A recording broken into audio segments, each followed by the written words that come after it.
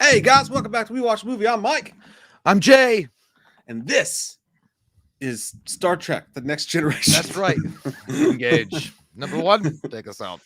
I was Engage gonna my say salt and nuts. pepper's here. Salt and pepper's here. Oh shit! Hey, there was a super chat waiting to go. Starting off right, Jerry Ramey. He says McRae often says Michael has a shelf life. Do you think that they do the anthology, then bring it back in 10 years or so? Thoughts on where Warner Brothers will go with Keaton's Batman as well? I don't know. I don't know if he's got a show. I think he's good to go no matter what. I just think that he's a beloved character. But I'm talking about Michael Myers is such a beloved horror character that I think you can, as long as you got a good script and a good creative team around him, I think you could put him out at any point. As long as but it's an enduring franchise for a reason. I think that if you take it off the shelf and put it, and then come back in 10 years, either people, I mean, yeah, it could be awesome, but at the same time, there's diehard fans that want to see a Halloween movie rather, not every 10 years, but rather like every, I don't know, year and a half, 2 years.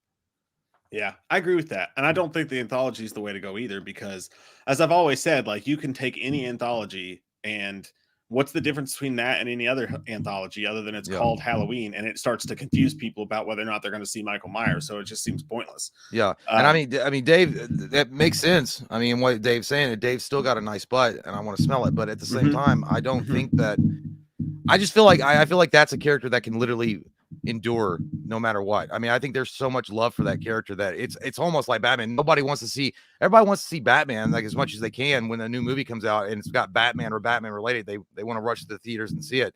I think Michael Myers is the same way. I agree. I do think eventually you'll run into fatigue on it, but I don't think it's nearly as close as other people think. And like you said, I respect what Dave says there, but like I just think that the shelf life, there's a shelf life on everything, but I think for Michael it's a lot longer than I disagree with other people on how short that shelf life is. Like some people I will say right away, a shelf life for a character in horror is I would say fucking Chucky. Yeah, look at Chucky still doing shit. Right? I would say Chucky's got a shelf life, and for me, it's 15 years. Fuck that little asshole. No, I'm kidding. I'm not a big fan of it, but I feel like Chucky is one of those like definite shelf life kind of characters versus Michael Myers. Because even when you think about Michael Myers, back in the day when they were like releasing Halloween 4, 5, 6, 7, like they were. I don't know what the years were between those, like 1.5 years or 2 years. It was still. I mean, people still watched them. I mean, they still fucking loved them. I loved seeing that shit, like a new Halloween in the theaters. Yeah.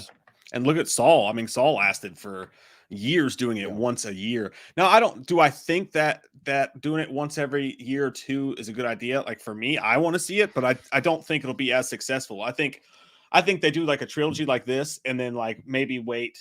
Like if I was, actually, no, I disagree with that. I think it's hot right now. I say fucking roll out the next thing as soon as possible. I mean, shit, that's like most of what Trancas does anyways. They could just keep doing that. Look at Bond. Bond's done 26 movies, Yeah.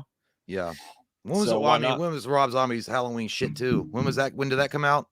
09? Yeah, so we had to wait that I don't like that.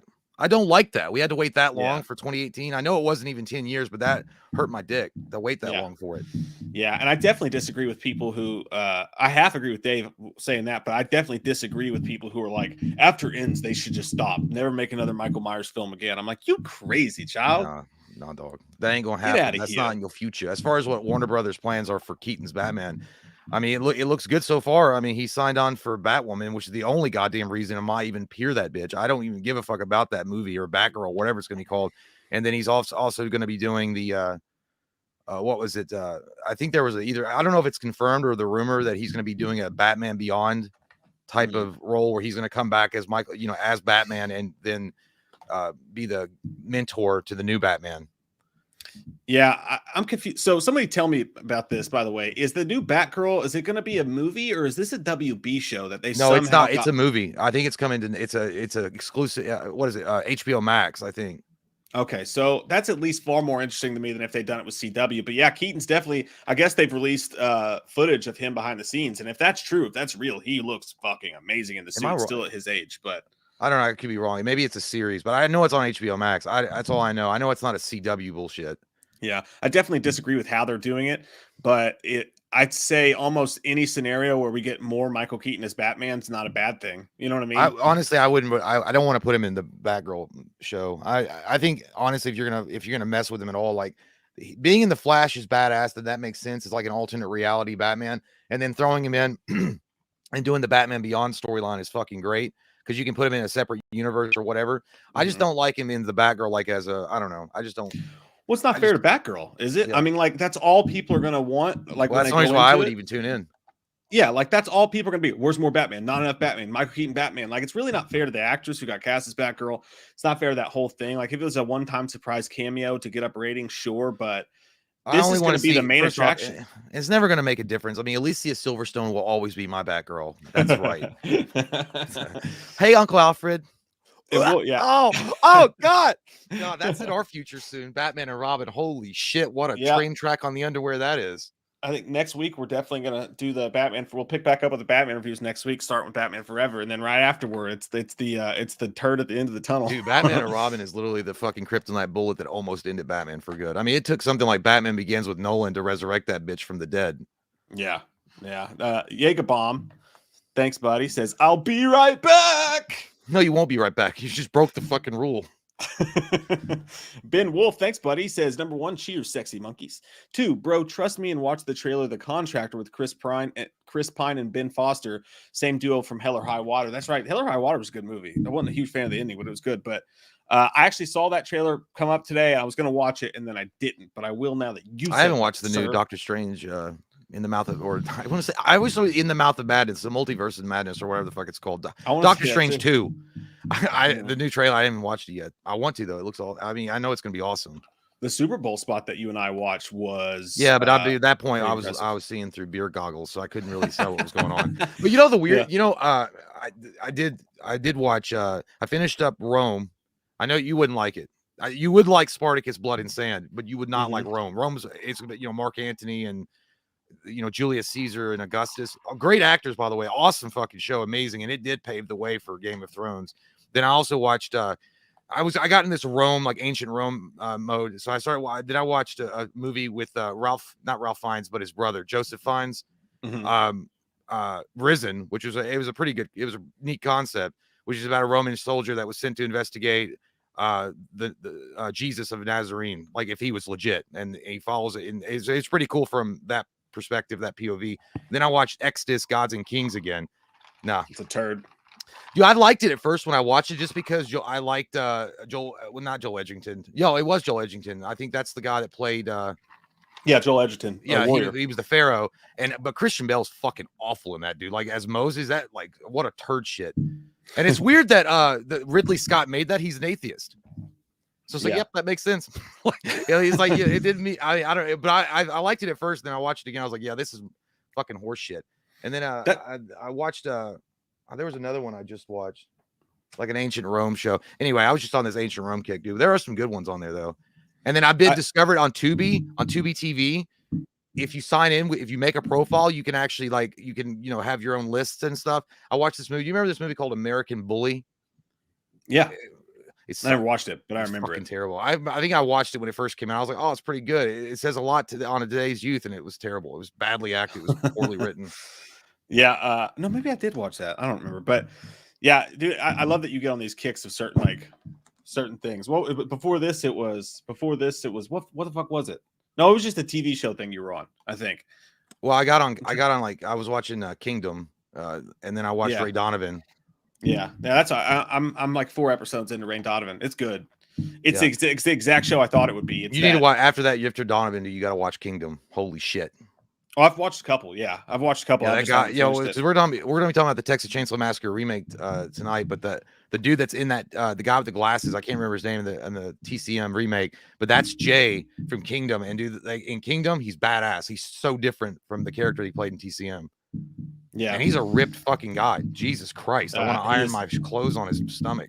Yeah, he looks like a completely different human being in that show. Yeah, he does for sure. But yeah, dude, and we both watched the Super Bowl, which was, I don't know. I hope you guys had a wonderful Super Bowl party. Don't spoil it. Don't want to tell everybody who won. Yeah, it's like with Scream. Scream's been out for like 6 months. You know who didn't win? The Giants. If you say anything about Scream, it's like you ruined it. It's like go to the fucking movies and see it already. Damn. I know some people can't, like some people like Toronto and shit like that. They had their stuff closed, but no, like that. Yeah, dude. My favorite part of all the commercials though was Cable Guy. Like I just fucking love seeing it again. And there's an extended version of it online of the Cable Guy commercial with Jim Carrey. If you guys don't know, Cable Guy came back. Jim Carrey came back as Cable Guy in a commercial for Verizon. And there's an extended version online, which is just, dude, it's way fucking better. Like he has several quotes actually from the movie in that. You wonder if he'll ever come back for. I don't know. He's not been very good with sequels except for Ace Ventura: When Nature Calls. So I don't know if he'll, because Dumb and Dumber, the sequel, kind of blew ass. I liked it just because of the nostalgic factor, but as a movie itself, you could say it was a big turd. Yeah.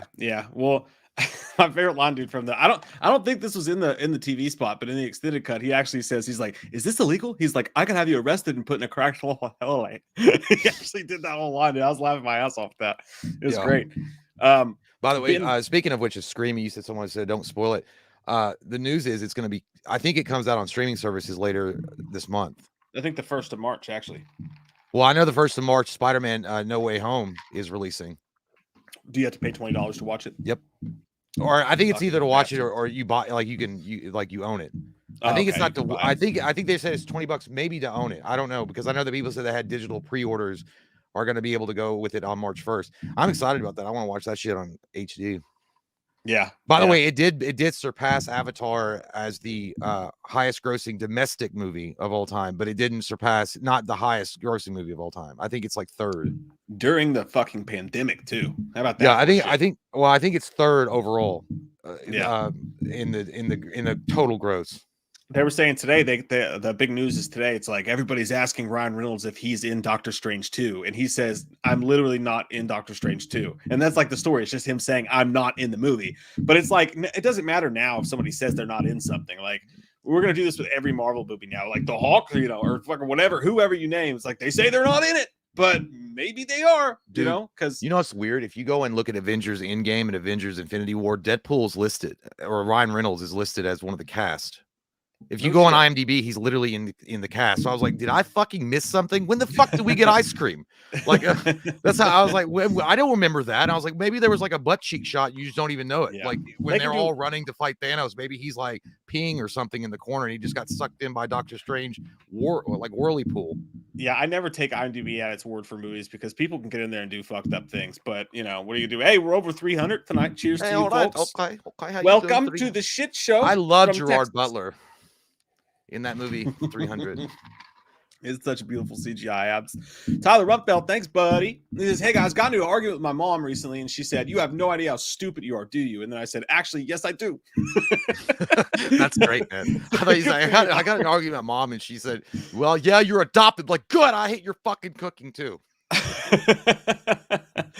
I know all there is about arguing with your mom. That's a good response, though. You did good there, buddy.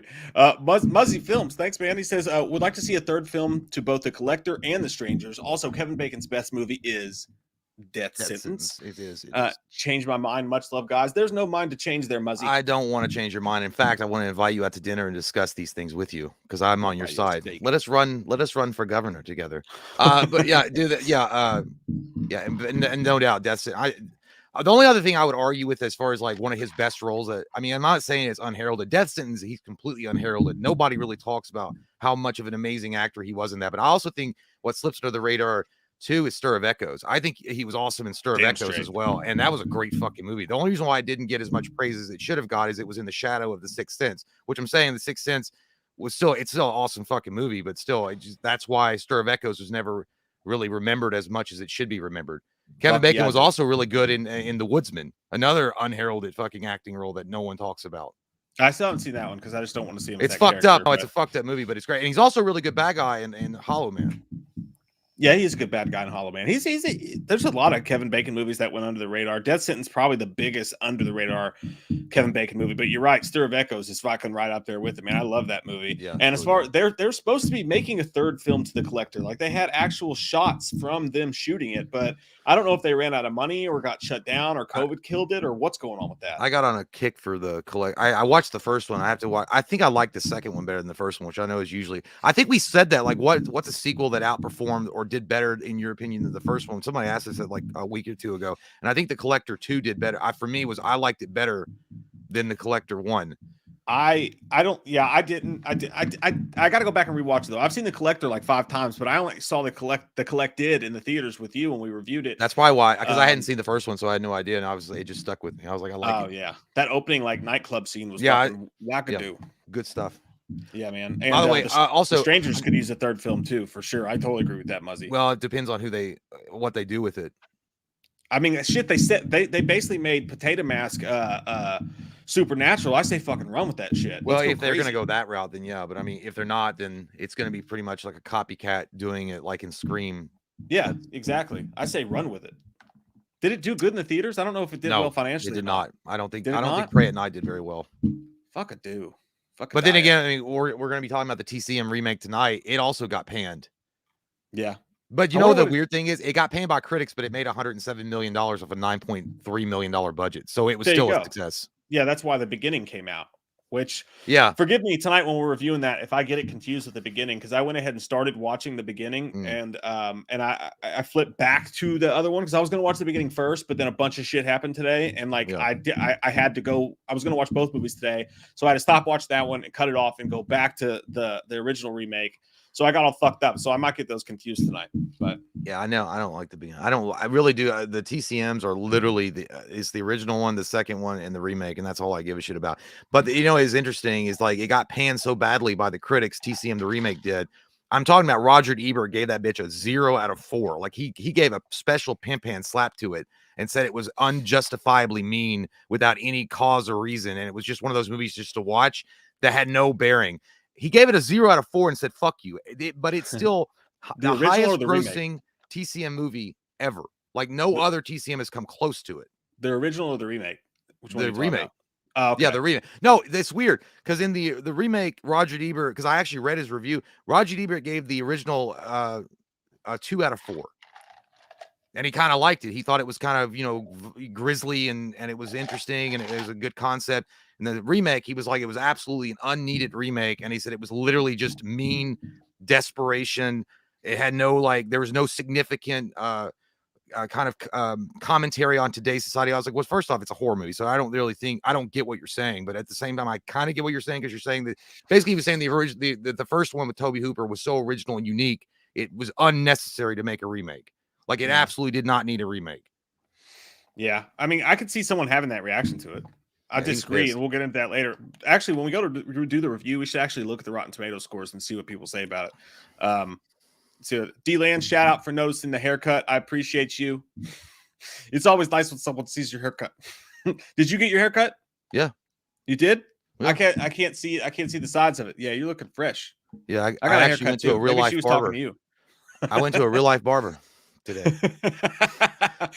When he went in there, was he like, God damn, son, who fucked you up? No, I knew he didn't say it, but when he was like cutting my hair, like he was doing extra work, and I knew he was like, God. And I wanted to justify. I was like, look, it's been it's been crazy, man. It's been the pandemic. I've had to rely on what I can rely on. We just both got walking in here with a couple fresh cuts. We should have went out on the town tonight. Yeah, maybe. Oh, maybe shit. So. It's like when I go to the dentist, they're like, damn, you've been doing your own dental work? I'm like, yeah, it's been about 10 years. Yeah, it's like I watched Castaway with Tom Hanks. I got some ice skates. Courtney Reed, what's up, dude? He says, I made a post saying the Batman will be better than the Dark Knight. Let me just say people are not ready for a film to be better than the Dark Knight. Hey, man, Courtney, I'm on your side. I'm gonna die with you on this hill, sir. We will die together defending, because I have a look, you know what? And I like the Dark Knight. I think the Dark Knight is a magical, memorable, special time in your pants. But the thing about the Dark Knight is, and that's 100%. I'm not saying that the story isn't amazing and it really is good, but obviously what makes that movie stand out and stands the test of time is Heath Ledger's portrayal of the Joker. He steals every scene. He takes it to the notch and to the level. Every time you watch him, he's just amazing to see. That's what that movie is so remembered for, and that's why that movie is so unique and special for a lot of people, is because obviously the portrayal of Joker in that. Christian Bale is kind of average. Christian Bale's not a good Batman. I'm sorry. I know some people lick his nuts, but he's not. To me, he's not a good Batman at all. And so I feel like without Heath Ledger's performance in that movie, I don't think the movie would have been as. I'm not saying it would have been bad, but I think Batman Begins, it would have been on the same kind of level playing field as Batman Begins. The Batman, though, I think it's one of those truly dark, like they're going to put a lot more detective work in it than they'd ever done before. I just feel like there's something really special. I feel like what they did with Joker, Joaquin Phoenix, is what they're trying to do with Batman with this one.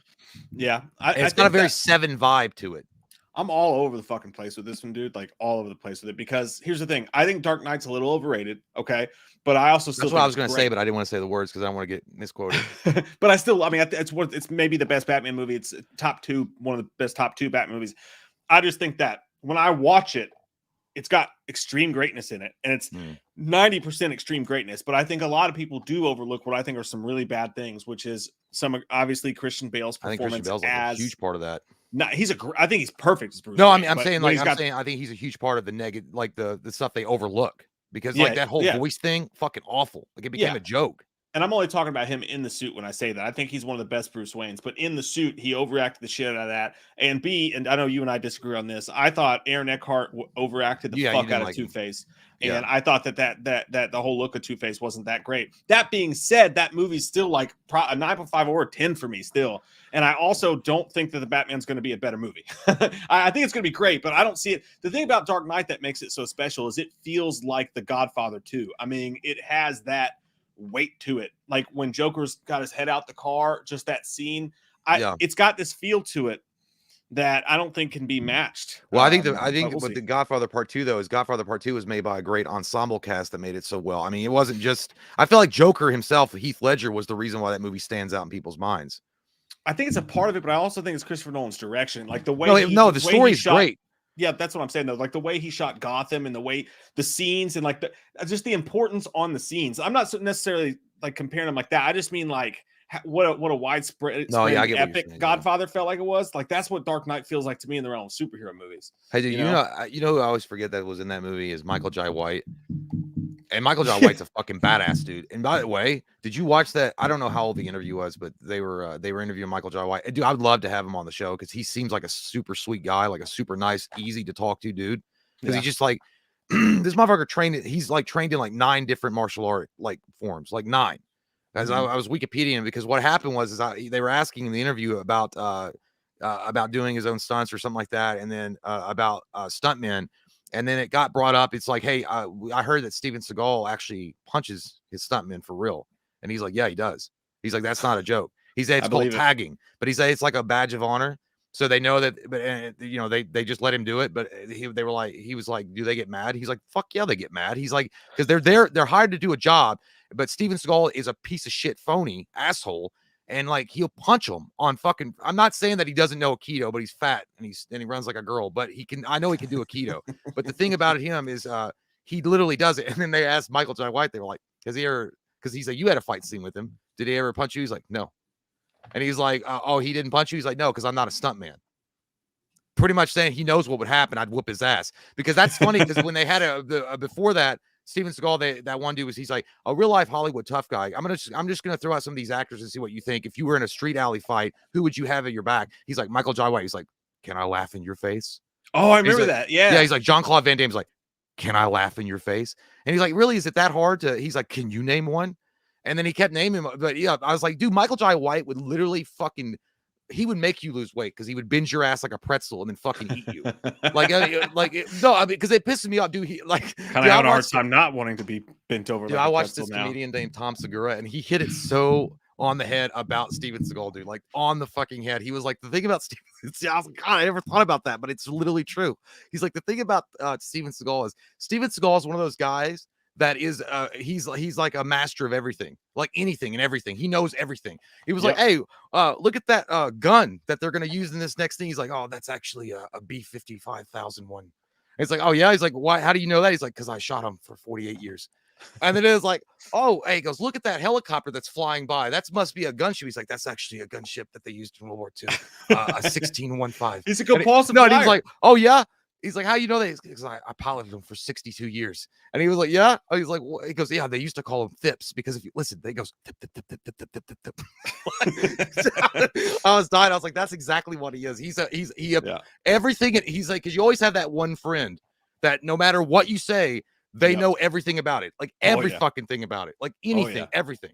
No doubt, dude. And yeah, and that's basically what he plays too in his movies. Like if you watch like Fire Down Below, it's like I'm an excellent two-step dancer. I can out two-step everyone here. You know what I mean? Or it's Yeah. shooting guns or whatever. It's like I'm a cop. I'm also a singer. I'm also a great lover, and I have lots of binoculars. Like Well, I dude, don't the know thing whatever about you him, want to I say. think he's a bona fide 1000% classified narcissist. I've never Oh like yeah, he is so in love with his own myth. I don't even think that motherfucker remembers where he came from. Like they were like, "What's he, Italian descent, Native American?" He couldn't tell you. He's lied so many times. I don't even think he remembers where he came from. Like I don't know. God just made me. And I came to the earth already a man. But it's like, and it was weird because they had and it felt bad for him because Jean-Claude Van Damme was talking about him too in an interview, and he was like, dude, he was like, the girl was a terrible interviewer, but she was like asking him something. He's like, "Oh, what about Steven Seagal?" And she's like, "There's been rumors." He goes, "Oh, there have been rumors." Okay. Anyway, what I was saying was, he was like, "He's not. I like Steven Seagal. He's very charming. There's something, but he needs to lose some weight."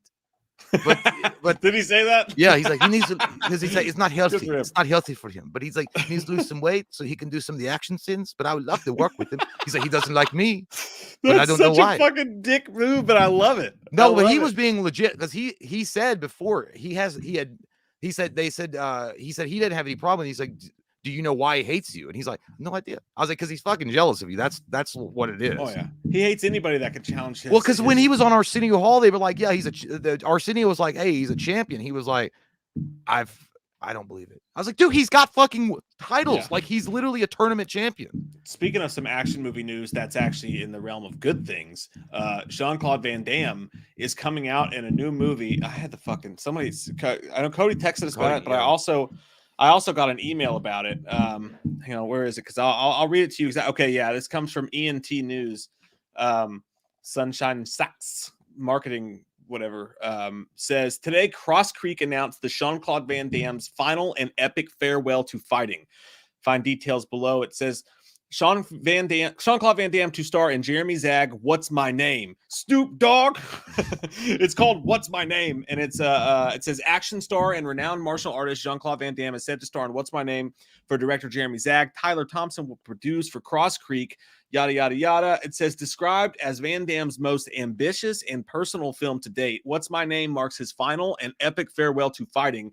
Academy Award winner Nick Vallelonga from Green Book and Paul Sloan from Stiletto wrote the script based on a story by Van Damme.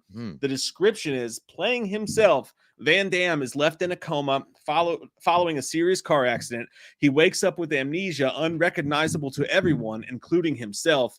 Through a series of fights, reuniting him with iconic fighters from across his legendary career, example Dolph Lundgren, Van Damme begins a quest for his own identity and life meaning, leading him to one final match. Holy fuck, dude. Sounds Does great. that not sound amazing? I'm gonna watch that. My dick got hard for a second when you were reading it. I don't know if that was the voice or if it was just me getting hard for the movie. I know. Thing is, but he says he wakes up with amnesia, not recognizing himself in the mirror, is exactly what it was like after the Super Bowl Sunday at your house. I woke up, I didn't know who I was. Yeah, I was like, I don't know who I am or what I'm going, where I'm going. Because I felt like Zoolander when he like looks at himself in that puddle and he was like, "Who am I?" I was like, I don't know. But yeah, no, it's great, man. I hope it's one of those kind of I know it's not going to be a career defining movie, but I hope it's awesome. I think Jean-Claude is a extremely underrated. He's an extremely underrated actor, and he's also a super nice guy too. And I hope he gets I hope he gets a little piece of that crack given back to him, not the drug. I mean, a crack of the gold that he used to have. You know what you did. Yeah, it was cocaine. Cocaine. I know what you did last summer. Yeah, but no, that's smart though, right? Like, hey, I'm gonna do one more fight film, and I'm never fighting in a movie again. It's almost the Robert Englund thing, but that's smart. I'm gonna give everything I have to this one last movie. And Jean-Claude Van Damme is somebody who has always believed he's a good dramatic actor, and I agree with him. I've seen him in certain roles. He also wants to be a comedic actor. Yeah. And he's funny, so he could do both. So I think he's earned that right. So I think it's a smart career move for him. And I wonder if he got the idea when he was watching Cobra Kai, though. When you see Miguel like having the fight in his head when he's like under when he's in a coma or whatever, when he breaks his back and he's thinking about all these fight scenes or whatever. Part of me wonders if he got the idea from watching that. The only thing that's sad is that you can't bring back like people who have since passed on, like Bolo Young. You know, like it would be so cool if they could come back and be in those great fight sequences. They could always do. I mean, if they really wanted to, they could do CG But I don't know how much the movie's going to actually have, like, as far as a budget. So that's the other big thing. question. Yeah, like you don't know if this is going to be a direct to DVD thing or it'll probably be VOD. But like if it's good enough, who knows? Like I don't know. I think it'd be cool if they got it on Netflix or HBO Max or something, though. Yeah, I mean, I think it sounds awesome. Like I said, I hope it goes over really well. I'm gonna watch it, but I hope it goes over well. Like I hope it's done well, because I mean, I'll like it. I mean, I won't like it if it sucks, but I mean, I still root for him even when he has got a shitty movie. Yeah, and Because that's I the feel thing. bad Like for him. I do too. Like and he can still act. Like if Yeah. you guys want a Van Damme movie that you've never fucking heard of that is subtitled, but I'm telling you it's worth it if you're Van Damme fans. There's a movie called The Bouncer with him in it, and it's slow, but there are action scenes in it as well. That shows off what kind of actor he can be. So you definitely check it out. But yeah, goddamn, I love Van Or his Damme, man. commercials when he's like doing the splits between 2 trucks. That shows the He's good range. Jay Dia with another huge bag drop in the middle of the chat. Thank you so much, dude. Really appreciate that, man. A lot. Thank you. Says, what's happening, hot stuffs? Good to see y'all. I would love to see a Batman Beyond movie with Keaton. Batgirl is going to be a movie. Thank you for that. There's tons of talk of making him a Nick Fury type character in the DCEU. Did you guys watch Book of Boba Fett? To answer, I've not watched Book of Boba Fett yet. It's in my list. I just haven't got around to it. There's actually, I should have done that, but I've also seen some negative criticism on it too. They were saying that it's just really too boring. They said it's fun when it gets to the action scenes, but then it's boring. But I don't know. And then somebody said in a review, they're like, it's really a cool show if you remember that Boba Fett's the bad guy. I don't know. But I'm still interested in doing it because I thought, Mandalorian is one of the best fucking shows they ever put out. So the same creative process going into that's got to be a good show. But as far as Keaton being a Nick Fury type in the DCEU, here's the thing about the DCEU.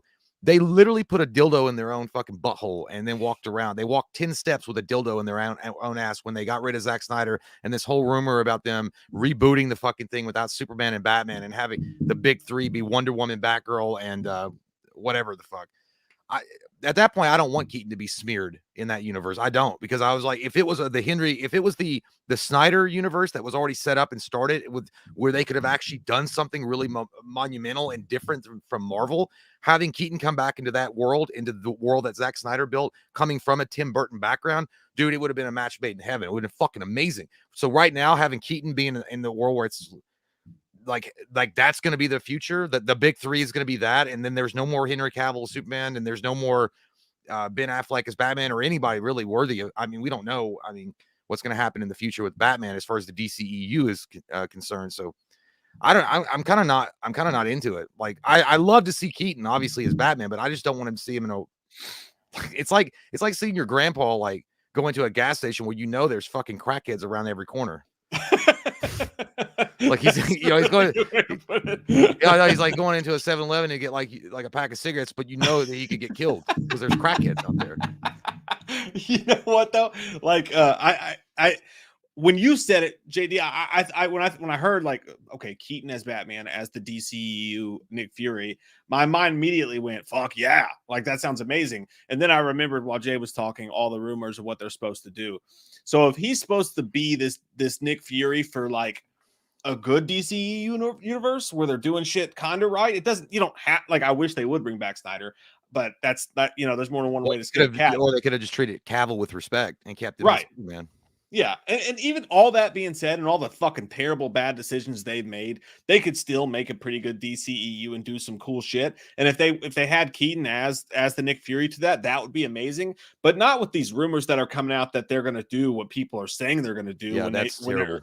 They're going to get rid of everything and just have this. They're going to try to do this cultural, whatever. Yeah, it's pandering too. If they're going to pander that hard, which pandering is one thing. Like, I'm not one of those guys that gets mad every time they cast a guy as a girl or a straight person as a gay person. Like, well, it's one thing if the role calls for it, but it's the other thing when you're just gonna fucking flip it for no reason. Well, and it's another thing when it's an entire universe, like it's an entire gigantic scope of things you could do, and you're gonna do that to the whole thing.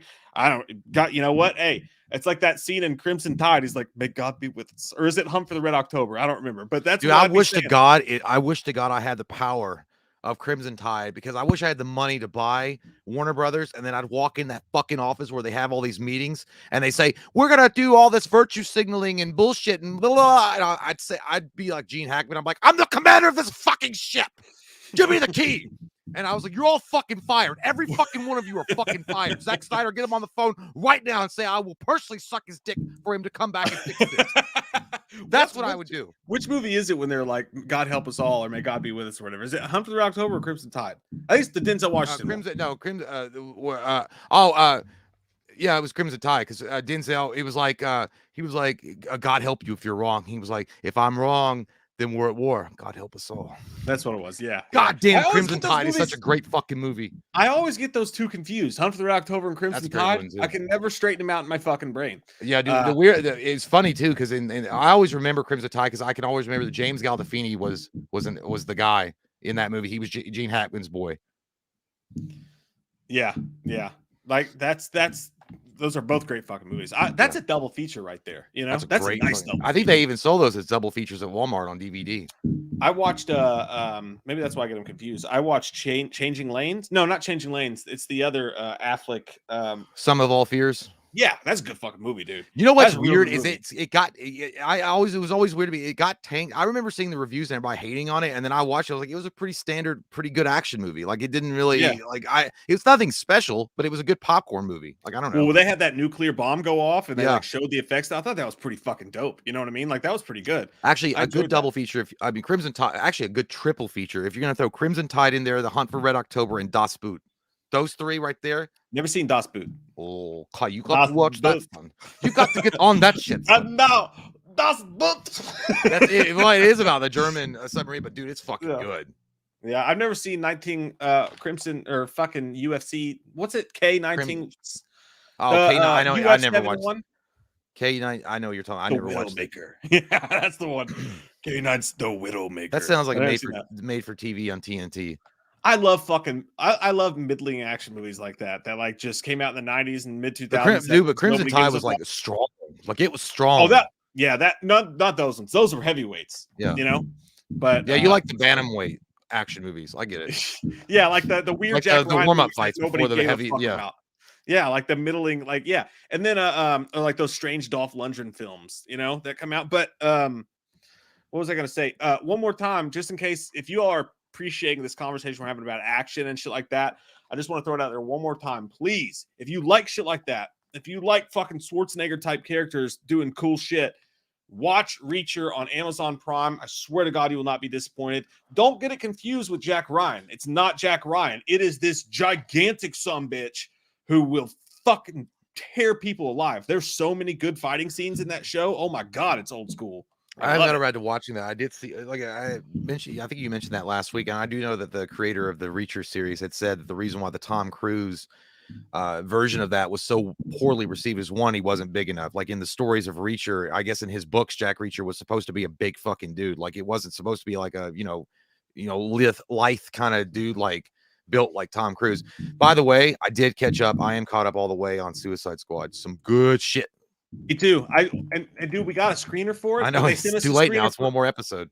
They sent us a screener for everything but the finale. They're like, we're not giving out screeners for the finale. And I was like, fuck, we were going to review it early. But hey, that's like giving me my fucking ice cream cone and not give me the ice cream, but just the cone. Thanks.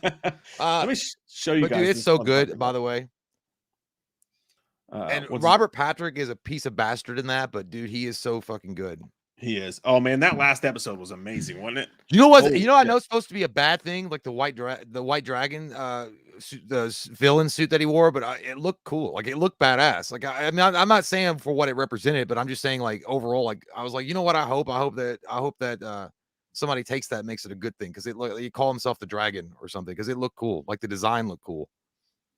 Yeah. It did look cool. Like I liked seeing it in action and that whole thing that was going on there. That show gets better and better, dude, the more you watch it. I'm trying to find the name of the fucking actor who plays Jack Reacher in this thing, and I can't find it. The internet is failing my asshole. It's BMF. Big motherfucker. Yep, that's his name. That's his name. I'm on to you. Damn, like none of the pictures will show his whole body and like do him justice, but he's just here. Let me just share the screen. Is he on Playgirl? I've got a subscription. I mean, somebody I know that's got a subscription to Playgirl. Maybe it's in that. Let me see. I'll tell you what, I would Playgirl the shit out of this guy if that's the way. So like, let me. Okay. Yeah, that white the white shirt there. Yeah, I've seen that guy before. Dude, he was in Blue Mountain State, like the show Blue Mountain State. Yeah, Like I know he was right in there. that, He does but kind of like he looks kind of like a young John Cena before like alcohol got to him. he does. But he's a giant. Like this doesn't do him justice. Like the show does. Well, it there was justice. can we go back to the one where he's shirtless? I mean, can we go back to the one where he's like, no, that you were fine. Look at this motherfucker. No, he's huge. Fucking dude. Look Yeah. at that guy. He's so goddamn big. He's a Schwarzenegger type, and he's charismatic. I wonder if he just to show off during Thanksgiving, if he takes like walnuts and cracks them between his biceps, and then just or between like when his butt cheeks. he's like when he's talking, he's like, I'm in a movie. In the show, he actually opens up a beer bottle with his bicep. He's like, yeah. She's like, show off. Dude, you know what? I swear to God, he would have made a really good John Walker, aka U.S. agent. U.S. agent instead of the one that they chose for. The guy with the creepy face. You know that's isn't that Kurt Russell's son? Yeah, I think it is. Yeah, I think I heard but that. I'm just because when I think of John Walker, U.S. agent, U.S. agent is like this big buff motherfucker that didn't need a super soldier serum to make him buff because he was always like a big buff guy, but he's like a really like intimidating kind of an asshole. I think he would have been. That guy looks like John Walker from the comic books. Yeah, and you know what? He'd be a good replacement Captain America too. Holy no, he's shit. too big. That's the whole point of John Walker. John Walker's literally way too fucking big. No, yeah, you got a point. He is real fucking big, but he could be a superhero. I know that. He'd be a Cyclops or some shit. Like because in the comics, dude, Cyclops was dude, if that motherfucker was Cyclops, first off, Jean Grey would never leave that dick for Logan. Never. Yeah, if he's gonna be Cyclops, who the fuck are you gonna give for Wolverine? Yeah, man? Wolverine had no chance. In the goddamn comic books, though, like one of the most popular ones, like when Cyclops is standing on top of that hill and he's like blasting his eyes out, dude, he's huge. Like, you're talking about you're talking about when Rob Liefeld was drawing them. Yeah, those were, but people made fun of him because they always look the dudes look disproportionate because he gave him like giant pecs and muscles on fucking muscles on muscles. So it did look weird, but yeah, he does look that version. But then I don't know. I just feel like if he was, he could be a good Colossus. Oh yeah, no, he could be a good Colossus. I don't know. I guess if I was gay, I'd be into really big dudes. Just like I wonder what it's like to take a dick from him. Right? I wonder if it feels like oh my god, I love it. You're a sledgehammer. If that man's even slightly in proportion, his dick has got to be the size of a Volkswagen. Motherfucker's got an Empire State Building packed around his panties. But no, here's the thing. I really do think about that, dude. I was like, if he were literally playing Cyclops, dude, poor goddamn Logan. No ass for him. No telekinetic, telepathic Phoenix for him. Now, if you look at, I thought James Marsden's a handsome motherfucker, and James Marsden was criminally underused in Bryan Singer's X-Men. Criminally underused. One of the best versions of Cyclops ever, as far as like Marsden himself would have been. He should have been one of the best. He should have been able to play that role like Hugh Jackman and been able to be like larger than life in that role. So it'd be hard for anybody to follow him, which is what they're having a problem with Hugh Jackman, because who are you gonna call to replace him? The thing about that though, you got James Marsden, good looking guy. Then you got goddamn Hugh Jackman. Like, come on, it's Hugh Jackman, and he's a big beast of a man, almost unreplaceable. By the way, I was going to tell you because I know you're not a fan of this, but I did finally watch King Arthur and the Legend of the Sword with the guy from Sons of Anarchy. You told me Sunday, that sucked. Huh? Big Dick Arenas? You said it sucked Big Dick Arenas? Yeah, it wasn't very good. No, there was some of it was really good, but you could tell that because apparently what they wanted to do was do a shared universe like the Avengers. They were going to bring in like Lancelot and do a standalone movies and then have them all unite at the end, and they have the Knights of the Round. Did you just discover your vagina? It's been there forever. But no, I fucked up this desk. You could have been like, no, my period just started. I'm out of tampons. I just fucked this desk up real bad. Hang on. Okay. But yeah, so the thing of the guy that played him in Sons of Anarchy, his name is what's his name? Charlie Hunnam. Charlie Hunnam. That's who everybody picked to be Wolverine. And I gotta say, after watching King Arthur, I gotta be honest with you, his body and the way that he's built, he definitely does look like a Logan. Like I could see him being like the most ripped Hugh Jackman ever was. I could see Charlie Hunnam coming in and pretty much filling that role. The thing about Charlie Hunnam though is I feel like he can do fuck. Huh? I think it's boring as fuck. Well, I think no, honest to God, I think you could give. I know this is gonna be a little close because he's big. I know he's a big dude, but I think you could throw him something like I think you could throw him something like Gambit, and I think he'd be fine because he's got some. Because the thing about Wolverine, Hugh Jackman was a leading role in those movies. I mean, he really was. And then he did his own a separate Logan, Wolverine. Charlie Hunnam is not a leading man. I just don't think he's a leading man. So I think if you give him like something like Gambit, where he's more of a supporting actor and he's doing like some funny lines now and again, I think. But I have a strong feeling about Gambit, dude. I think Gambit could be a lead. Like, I think he could be a big deal. Like, I'd be very particular about who they cast as Gambit. Well, they were going to cast Channing Tater Tots.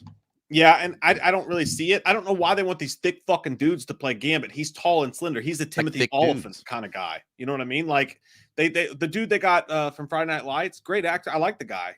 John Kitch or what?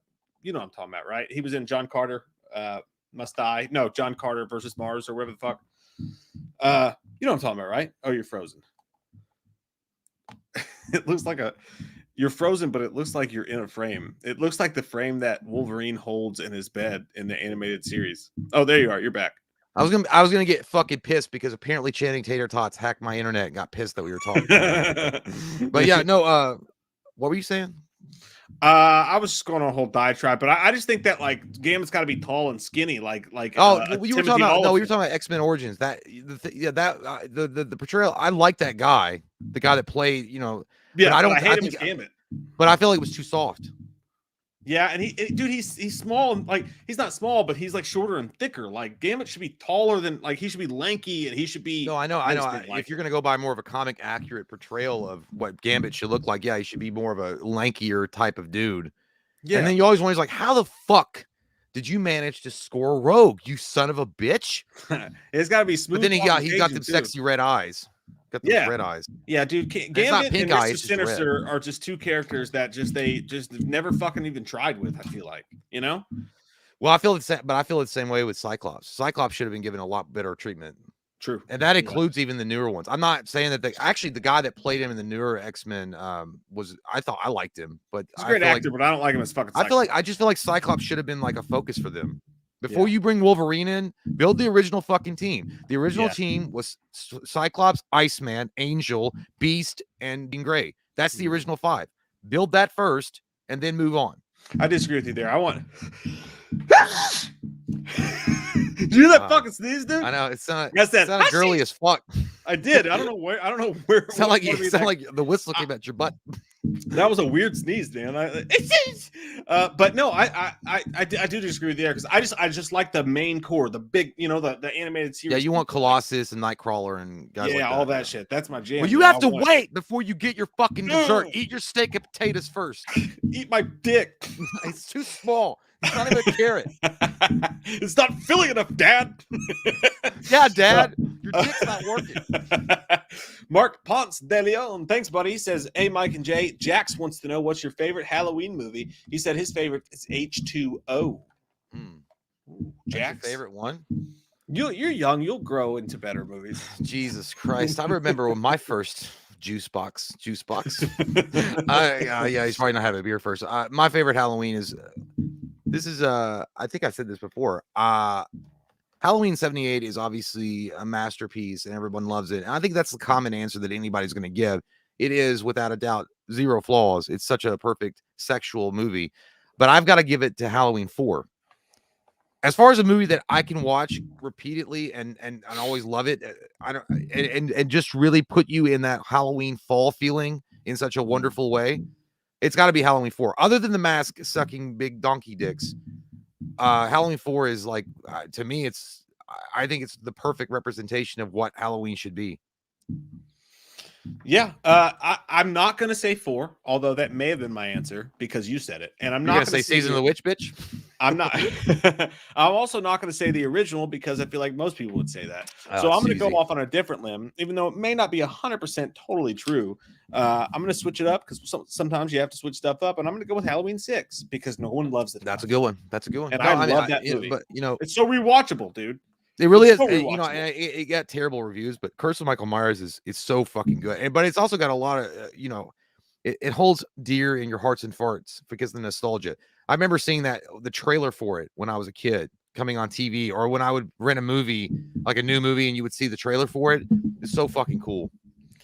I keep getting comments about like, is somebody building a clubhouse at your houses, or like, is there fireworks going off? So I'm not sure. Someone tell us if the sound gets better. I moved my mic further away from the table. I don't know if it's me or not. Building Maybe a it is. clubhouse. I wish. Do you hear like banging in the background? I don't hear anything. I don't either. So hopefully we'll get this sorted. But let me know if that helped you guys. Emerald Emissary with another super fucking generous bag drop of a goddamn super chat. Thank you. Thank you very much for that. We really do appreciate it. It says, for as much free entertainment as you two have provided me over the last few months, you deserve more. Hey. I can't wait for the Forever review. It's my favorite of the original 4. Cheers, you two, and love your fucking faces. Well, you're so sweet with that goddamn super chat action. Man. I'm going to say I like Batman Forever more than I did. You know what? Here's the weird thing about Batman Forever is it's so weird because it's had an opposite effect. Like Batman Returns, I used to always be like, oh no, man, Batman Returns, bro, fuck yeah. And then as I watched it as an adult, I'm like, yeah, it's not as good as I remembered it. Batman Forever is one of those movies I watched. I'm like, it's not as bad as I remembered it. Like it's starting to grow a little bit. I feel like I've grown into Batman Forever than I ever thought. Like I still feel like there's a lot of commercial. Obviously, there's a lot of commerciality. That's not even a word, but I'm going to say it because I want to. Commerciality to it. Like, they're trying to market it to kids and sell fucking toys. I love the smell of commerce in the morning. Yeah, it is good. But I hate people with no shopping agenda. Fucking mall rats. But no, but there's something about it. Like, it's got a weird, quirky kind of sense to it. I don't know. And the soundtrack is amazing. Val Kilmer is, without a doubt, one of the top 3 Batmen to ever put the cowl on, 100%. I don't think the movie's great by any stretch of the imagination, but I don't think it's as bad as I remember it being. And I've watched it. I watched it not long ago, and I'm like, yeah, you know what? It's not that terrible. It's not Harvey Dent, Two-Face, Tommy Lee Jones. That's a terrible fucking character. That's terrible. And what they did with kind of the Riddler, though, they were on the right direction, and then they went to fucking Fruit of the Looms with him. And I'm like, yeah, what'd you do? Because it was already good enough. But I mean, and then they had to dip it down into some kind of stupid shit to make him like, I don't know what they were doing. But then you could also tell the commercial value that they were trying to, the studio was definitely involved in this when they had their finger in the butt, because they were like, push toys, push fucking, we need to push all this stuff for kids.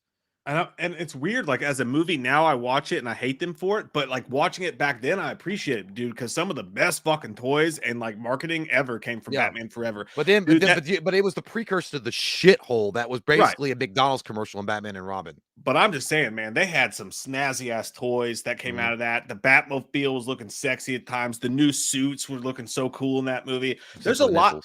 Like for me, it's always, I remember Batman Forever way more fondly than when I watch it. When I watch it, I'm like, oh shit, this is bad. But I remember it so fondly. Like, and Jim Carrey is my favorite actor of all time. Is he? Yeah. Him and Arnold Schwarzenegger. More than Mel Gibson? Yeah. Yeah. Him and Arnold Schwarzenegger. And then Mel Gibson is just hovering slowly beneath him. But I think that it's a little harder for me to get through as an adult now, because I see all the fucking problems with it. I'm like, but it would be, if they could, there's a lot of cool shit in Batman Forever that they sucked it out and put it in a better movie, it would have fucking ruled. Well, I don't want to get really far into it because we're going to save all that for next week. Sure. I do want to say though that the rumor was that the Joel Schumacher release, which like the Zack Snyder's release, totally different. I would have loved to have seen Joel Schumacher being able to make that movie without any kind of studio interference. And I think that what we've learned by the Zack Snyder release of Justice League is that when you let directors actually give their vision and put their vision out there for people to enjoy and absorb, then you're going to get a really good result. And people are going to be like, yeah, I appreciate that. That was an awesome fucking movie. Versus like having studios be like, no, you can't do that because we have to sell the Batmobile at McDonald's. That's or Burger King, or because I remember the Burger King glasses. Yeah. That was McDonald's, the little cups, like the Batman. I always thought it was Burger King, but yeah, no. I remember. The marketing is genius. I love the toys were great, and it does hold. Like I said, it is a very nostalgic movie. But we'll save all that for next week. But I do appreciate what you're saying, though. My friend, thank you very much. Absolutely, and that was a very sweet, generous super chat, man. I really do appreciate it. It does not go unappreciated, my friend. I promise you that. Ben Wolf, thank you. Says Jay, I'm sorry about hearing about the passing of Reitman. Yes, dude, I know that really. It's weird. I was. It was Monday I saw it. It was the day after the Super Bowl, and I know that it had happened earlier in the I think it was like I saw it like it said like 16 or 18 hours ago. The article I saw said Ivan Reitman had passed. It did suck, dude. I didn't get like teary eyed. I was like, but that it was like one of those things. Like it was kind of like when Harold Ramis passed away. It's the same thing. I don't because I always feel like it's disingenuous, to feel that way about. I didn't know him. I wasn't their family. I didn't know them on a personal level like that, but because of what they created, to me, the greatest movie of all time in the Ghostbusters. And because that was such a major part of my childhood, it was like, it kind of sucked. And it always sucked that a person died, but it just felt like I actually felt something. And I was like, man, that's terrible. Because he was responsible for a lot of great movies. I mean, it wasn't just, Ghostbusters was incredible. He was in like Stripes. He did like so many great fucking Meatballs, Animal House. He did like literally such an amazing job with those movies that'll live forever. But yeah, the good news is they say he died peacefully. He passed away in his sleep, so that's a good thing. And so yeah, it does suck though. But I'm glad that we got to have the entertainment that he provided us for all those years. I'm gonna say something horrible. What? I thought he was already dead. No, you didn't. No, I really did, because of his son always talking about like the nostalgia. I think I got it confused because he was talking about like Ghostbusters Afterlife was personal to him because his dad was working in the movies and his dad was away a lot. But for some reason in my head, I translated that like that. I thought Ivan Reitman had passed a while ago. So I was very confused. Well, I was saying I sent a text actually to Mike and my brother in a group message, and the weird thing was he looked so healthy and alive.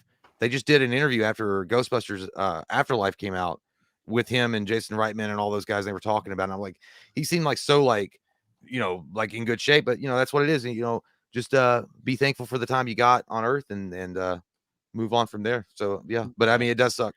The only time I ever cried when a celebrity died my entire life was when Kobe died, and it wasn't like a right when he died. I just couldn't believe it because it was doubly sad because for one he was so young, and for two because his daughter died with him. So that was really painful having a daughter that age around that time. And then, but when I cried was when they did the honoring him, and like they had Jordan and everybody talk, and when his wife got up there and was talking about him, that shit broke me, dude. I was crying like a little schoolgirl. I don't. Well, Ivan Reitman was a shock. The biggest shock to me, I think, is when I was like, I didn't cry. I was just like, Michael Jackson passing. It's fucking Michael Jackson, dude. Like that was crazy. When you found out Michael Jackson was dead, the king of fucking pop. I was never a fan.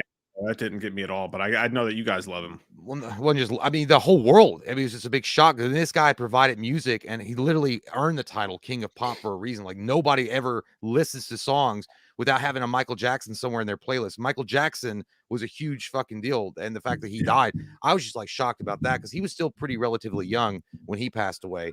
But yeah, Kobe Bryant, I was never an NBA fan, so I mean, it sucked that he was young and that he passed away in a helicopter crash with his daughter. That was the main thing about it. I watched him since his first NBA game. Like, but for me, I think it would have been. I never really watched him that much. If it had been Michael Jordan, it'd been like, But it's look, it always is terrible when anybody dies, especially people when they grew up with them. But anyway, Ivan Reitman passing, man. Like I said, I'm just happy for the memories that he gave because he did some great fucking movies, and I guess you could say he's up there with Egon now. So good times. Yeah, good times with him. Absolutely. Latrell 316 says, "I'm sure the TCM remake was the first horror movie I've seen." That's pretty cool, man. That's not bad to break into that. That's not bad. That's not bad to break in. That's a pretty good entrance, man. There's some good stuff about this movie that we'll get into when the review comes out, but for sure, that's not a bad introduction to the fucking. I have to pee soon though, Chuck. Okay, go whenever you're ready. Well, I'll wait till the one. Well, I'll wait for. We got 2 minutes. Okay. Tyzavius Bennett says, "What's up, guys? I hope you're doing well. Did you guys check out Jordan Peele's Nope trailer?" Yeah, I put a reaction up for it on the Patreon, and we both saw the TV spot at the Super Bowl. Did you watch the actual trailer yet? Like the full trailer? No, I haven't watched it. It's not much different than what we saw for the most part. But I didn't see much of anything except beer. I know he was like, "You're not gonna have." Like, I barely remember. Like, we were drinking a lot. Like, I was happy that I remembered that the Rams won. And then I read somewhere that they're going to actually change the Hollywood sign in California to Rams Home for a limited time. Limited time I'm only. like, yeah, well, they weren't always the LA Rams, so You texted me when you texted me like, "Hey, I had a good time yesterday, man." I almost texted you back, and I was like, "Yeah, Frank, everybody at the town knows you had a good time." But just for from old school when he went running, and he was like, "I'm having a great time." She's like, "Yeah, Frank, the entire time." I wish to God I wish I had told I wish I had asked April when we were driving. Is like, honey, do you think that KFC is still open? When they pick him up butt naked and he was streaking, he's like, "You think KFC is still open?" That's not a shot at you, by the way. I was every bit as drunk as you were.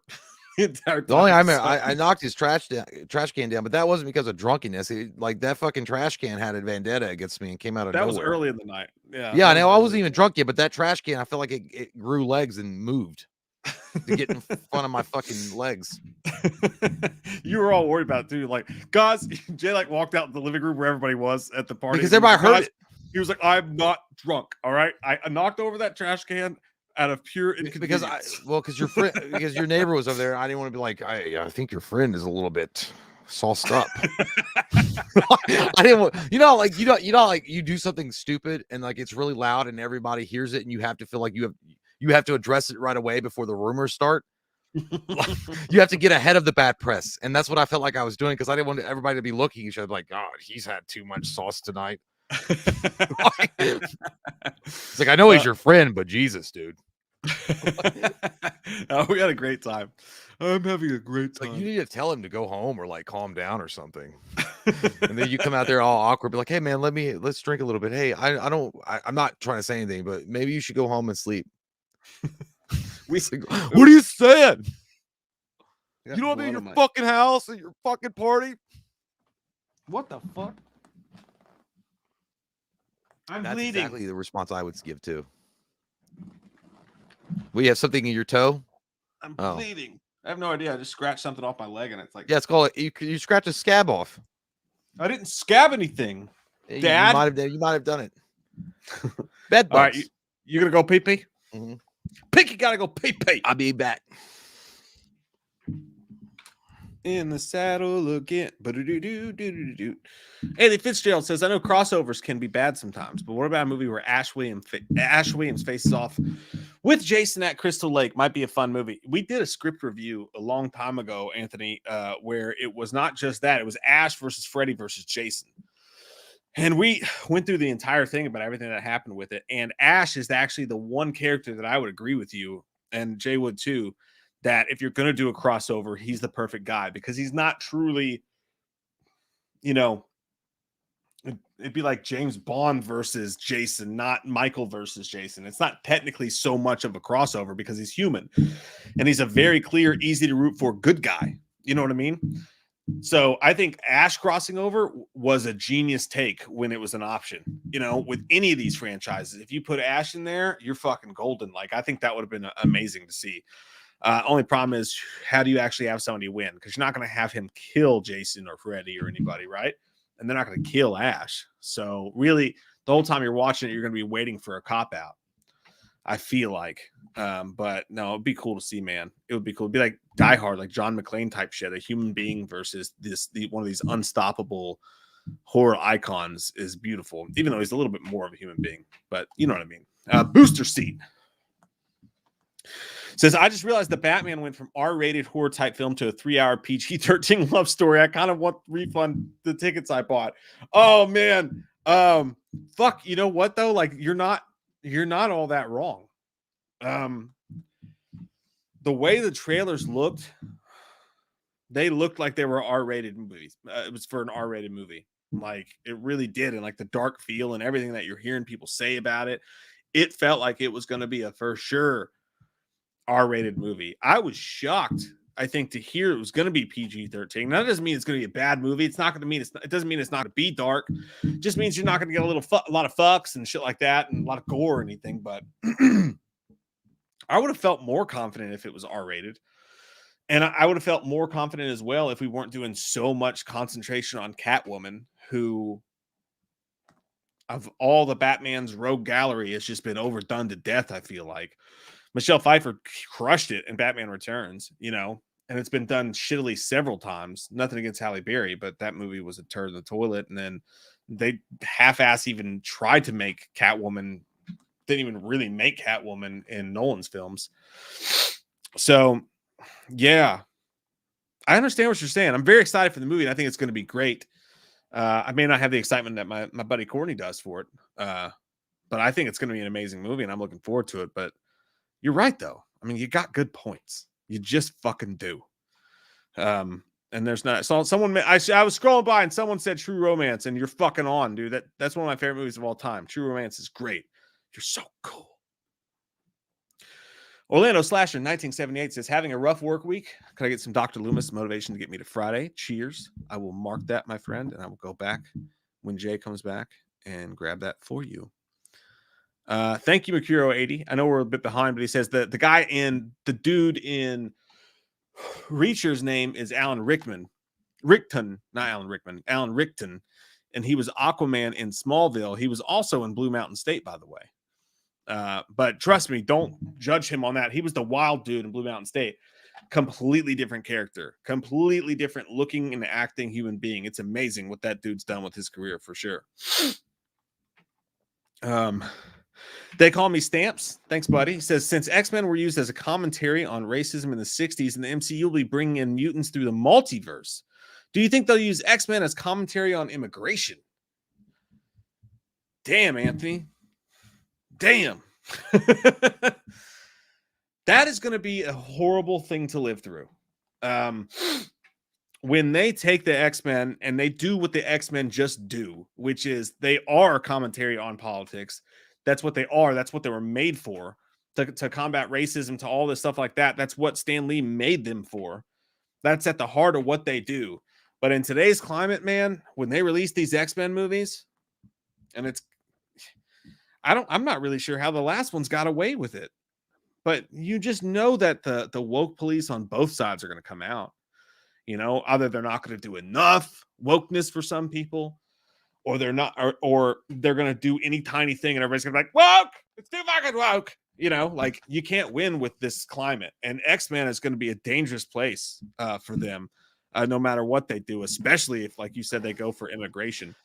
You know, but a good question. Hello. Hey. My first day as a woman.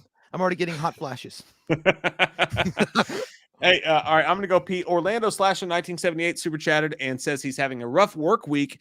Could he get some Dr. Loomis motivation to get him to Friday? Cheers. Who is it? Orlando Slasher 1978.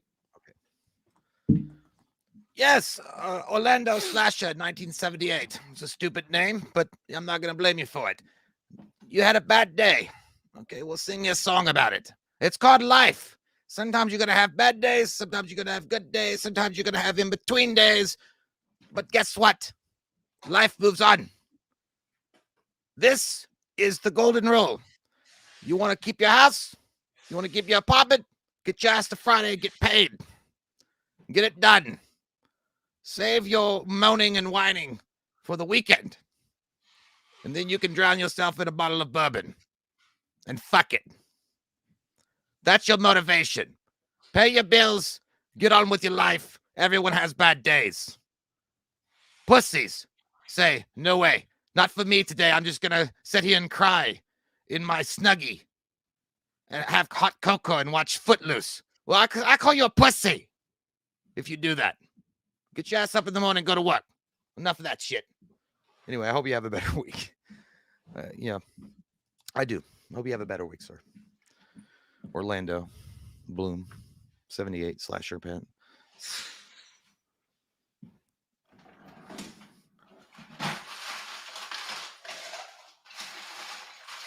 Eduardo Santiago says the bourbon or the bottle. Whatever. Danny Rolling Ghostface said Jessica Biel's a lot of TCM hands, baby. Yeah. She's quite attractive. There ain't no lies about it. Ryan Tuvell. Jay, what are your thoughts on the RoboCop remake? Just a big fucking steaming pile of hot garbage that was lit on fire in the middle of July. Just not my cup of tea, my sir. I think and it sucks too, because I had high hopes for it, but no, man, it was just a recycled bullshit. I mean, literally the costume wasn't even original. It was like leftover material from the Nolan Batman that they used. And Edgerton would have been, was it Joel? No, it wasn't. Oh, where the fuck? Anyway, the guy they cast as RoboCop, I just don't think he fit it. I just didn't agree with the casting choice. And I didn't really, Michael Keaton was great as a bad guy. I just feel like it was didn't they make that shit PG-13 too? It was another thing was stupid. Jake Corton, Dread is better. It's a better RoboCop remake than the actual RoboCop remake. You are telling the truth. I mean, you're speaking it on the mountain. I feel like you're a part of the tribe of Jesus because you're telling the truth. Like you're like Abraham and Moses and the other guy that was talking to God on the mountain. I don't know, but yeah, you're telling the truth. Dread is so fucking good, by the way. Carl Urban was a god in that role, and it really sucks that he didn't get a chance. And I'm not saying that I'm like disappointed that Ben Affleck became the Batman that we know and love. But I'm saying that I think Carl Urban would have been an incredible Batman. And I mean, to be honest, I think he even mentioned or alluded to the fact that the Dread movie was his audition for that role, and he just didn't get it. But yeah. Anthony Bazuto, thank you so much. He says, how nice would it be if we can get the action movies back from the 90s again? The Rock, Bad Boys, Broken Arrow, good old days. Salute, gentlemen. Thank you. Salute to you as well. Yeah, it'd be great, man. There was really something special about those 90s action movies that'll never be, I don't know what it is. I guess it's just, you don't have those larger than life heroes anymore, like you had in those days. And, I don't know. Just the times have changed. The times have definitely changed. So where I don't even know if certain movies like that could even get made because the world just seems like it's become a big tampon and everyone's mad and screaming at each other over a thing called Twitter. So unfortunately you can't make good movies because everyone's worried about their period. But yeah, I do miss those days. And I would love to have those days back. Lewis says, more Loomis, your throat must hurt for doing that. Look, I've had a lot of exercises with my throat. And I'm not talking about because I've spent time in some weird club or anything like that. But no, it's over time. It's just, I've developed it hurts a little bit, but it doesn't hurt as much as it used to. 102 John. 102 John. That's how many hoes he collected tonight. John, you sounds like a great pimp name, by the way. Would Carl Urban be a good Nightwing or Red Robin? I think he's too old to do it, like either one of those role. I mean, but Nightwing, no, you can't have him as Nightwing, man. Red Robin, you talking about the food? I don't think. I think Carl Urban would have been a really good Batman. I mean, as far as like, I definitely think he should still be. I mean, he is in The Boys, so he is in some kind of superhero setting. But I feel like he was completely wasted as the what was it? The Executioner, I think is who he played in Thor Ragnarok. But I don't know. I mean, he's got to be. I think Carl Urban would be a really good Punisher. I mean, I'm not saying nothing against John Berthal. John Berthal is the bee's knees, and I love his face. But I feel like Carl Urban could be a really, really good Punisher. But Sam Hain says Jensen Ackles voices Batman in The Long Halloween. Good to know. I haven't. That's in my list too. My queue in the HBO Max settings. But yeah, Jensen Ackles is another guy. I think he could do he definitely needs to be a superhero of some kind. I don't know where you'd put him, but I know he was in Supernatural, but I'm just saying, like, I think he could do something with the MCU or the DCEU. I just don't know where I'd stick him. Stephen Amell should have been Green Arrow, though. Like, I mean, I know they're not going to do that, but the DCEU, I think he should have been introduced or at least alluded to in the DCEU. Oh, sorry, I didn't put myself in there. Yeah, shout out, by the way. Shout out to April. She diagnosed the problem. Katie was doing laundry. Yeah, I know. She told me, but I didn't want to say anything because I didn't want to be rude about it. I was like, maybe you need your underwear like right now, like you pooped your pants. That was the noise that was going on. Yeah. Eduardo Santiago, that's an interesting choice. I think he's too soft looking though. I was talking about Jensen Ackles. I feel like he could do something with the MCU or the DCEU. I just don't know where you'd fit, but I definitely see him as doing a superhero role of some kind. And Eduardo says Wolverine, but I just feel like he's too soft looking. I think he'd be a good Cyclops. He looks like Cyclops. He Yeah, could do a Cyclops. he does look like Cyclops to me. Eduardo, Sure. thank you. Yes, he definitely has got to be in the X-Men, but that's where he's got to be. He's got to be a Cyclopto. That's it. I'm not sold on his acting yet because I only seen him in Supernatural. But I also said because I was going to say something like Green Arrow or something like that. But I'll tell you what, Stephen Amell should have definitely been pulling that DCEU. He should have been. I agree with you. Like Green Arrow. By the way, the other question that was the super chat was wouldn't it be great to go back into the 90s and have those great action films like The Rock, Bad Boys, and things like that? And we'll never get those again. I think the world's too sensitive to even make shit like that anymore. Same as comedy, you know. Yeah, it's hard to. Everything's fucking dead. Everybody said back in the day, God is dead. No fucking sense of humor is dead. Yeah. Did you get Gary's by chance? Okay, that was the only one I got. Gary says the DCEU are always one step behind the MCU. They should get in front for once. The MCU are doing a crappy Blade because it can't be R-rated, so DC should do an R-rated vampire movie before Blade. Gary, I agree with you in that DC should do that, and they have their chance. They did it with Joker. I feel like they've been ahead of the game with certain things, but they always revert themselves back. Like they could take a step ahead by doing some different shit, but they'd rather listen to Rotten Tomatoes than fans. I mean, that's just who the DCEU is. I think the DCEU had the opportunity when they had Zack Snyder in control. I mean, it was completely, totally different type of universe that they were building than Marvel, and everybody was like stoked about it because it felt like the superheroes in that movie had like real world stakes and they were like actually dealing with problems. I'm not saying that the MCU didn't have their problems and shit, but it always felt like there was always a happy ending that was going to come no matter what. Like I'm not saying that, Endgame didn't have there was like obviously a sad part of Endgame that happens, but I'm saying that in the DCEU version of, or at least the Zack Snyder world building that he was doing, it always felt like something could happen at any moment and it would be like, holy shit, like it would just come out of nowhere, like a hero could die out of nowhere, and it felt more grounded in reality than MCU, which is hard for me to think about because I feel like some of the characters in MCU or in just Marvel are more grounded than the DC characters, but Zack Snyder's just felt like it was more grounded all the way through it.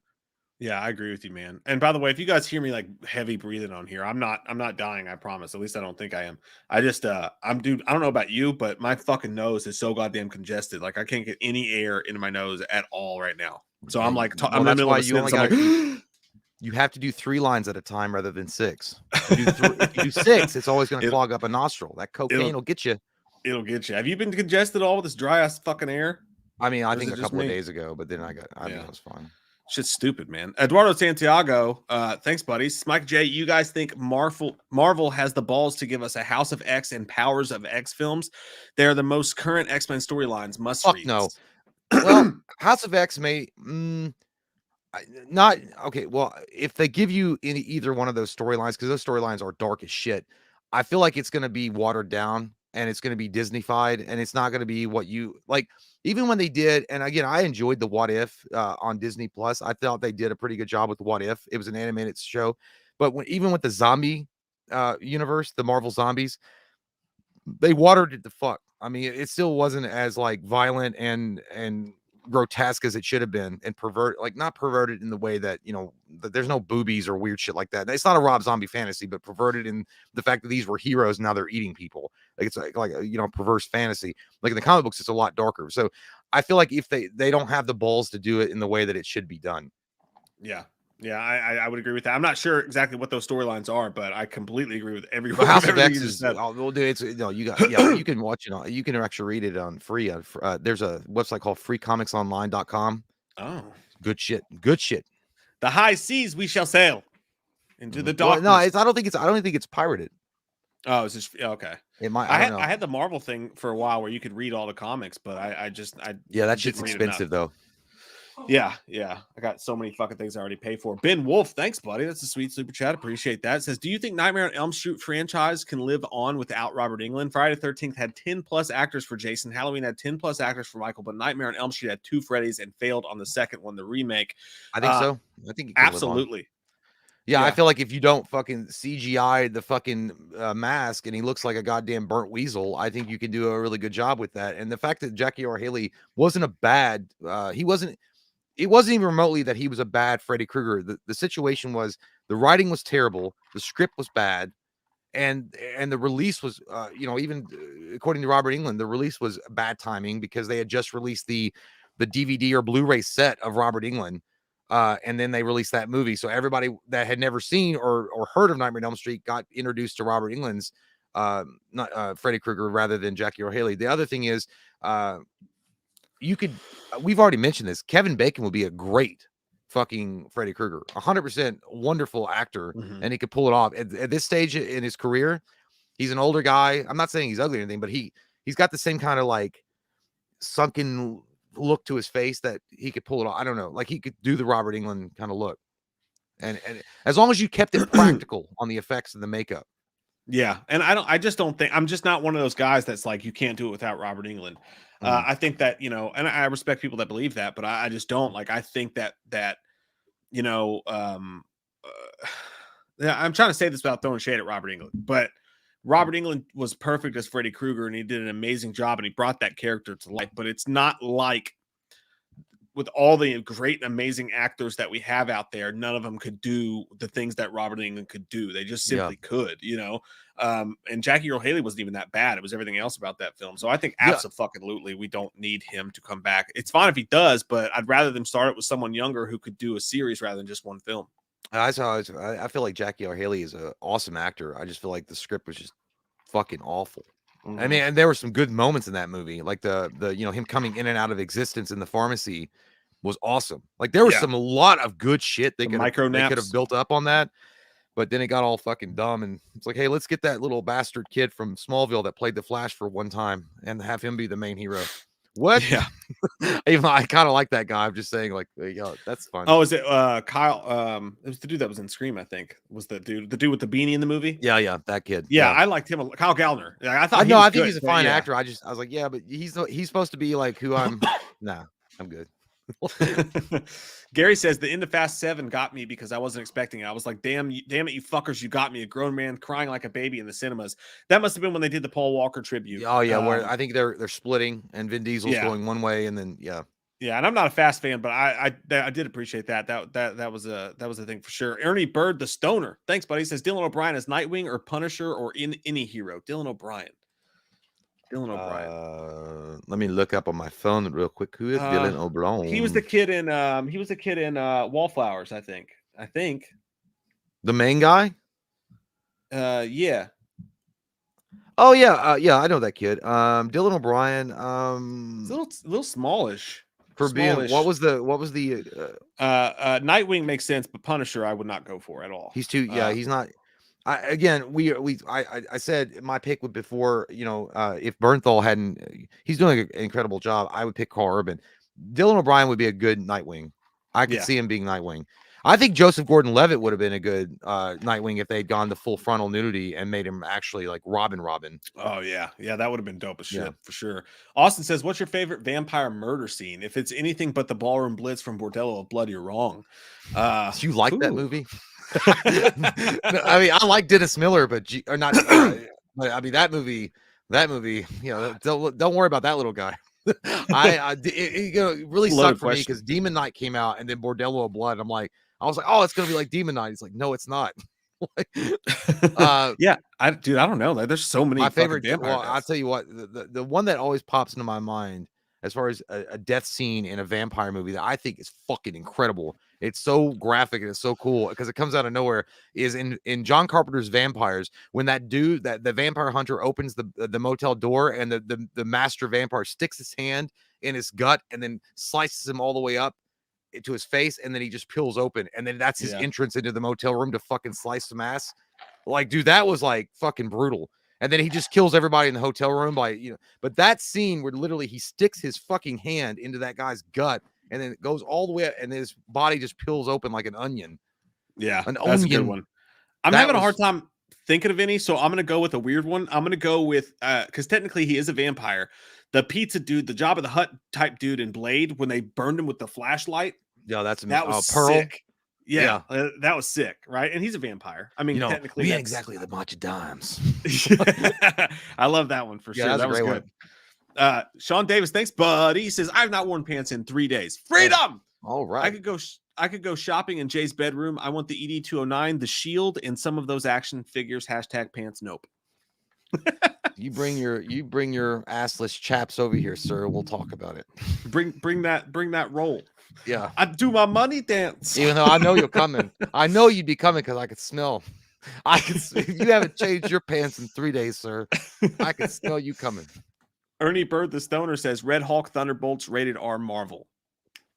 I like that. I like that. A lot. Red Hulk Deep Thunderbolts would be pockets. great. I also want to. I would love them to do Dark Avengers in the correct way. But you know, like again, when Marvel was acquired by Disney, a lot of great ideas kind of just fell by the wayside. I mean, they could have done a rated R Ghost Rider, a really good one. They could have done. I think that Doctor Strange that's coming out, they got the great Sam Raimi on it. I think it should be rated R. There's a lot of things that Spirits of Vengeance would have been an awesome fucking Marvel movie. I'm talking about Ghost Rider, Punisher, and Blade. Was it? Yeah, teaming up. I think that's what the Spirit of Vengeance was. Yeah, dude. But yeah, we'll never see that kind of stuff. Stephanie Kyle says, "What about James McAvoy's Freddy? He could pull that off. Did you see him in Filth? He could pull that off. James McAvoy. But I want to save my McAvoy for something else. I think that McAvoy's got a different kind of future. He could do it. That man could sell ketchup popsicle to a woman in white gloves. White gloves, but yeah, he really could. He's James McAvoy's amazing. Gary says there's actually a British DC character called I Vampire, just like I Zombie or I Frankenstein. Didn't pull that. Yeah. Only British superhero I know is called Captain Britain. James Maddox and the Black Knight. The Black Knight. Dane Whitman.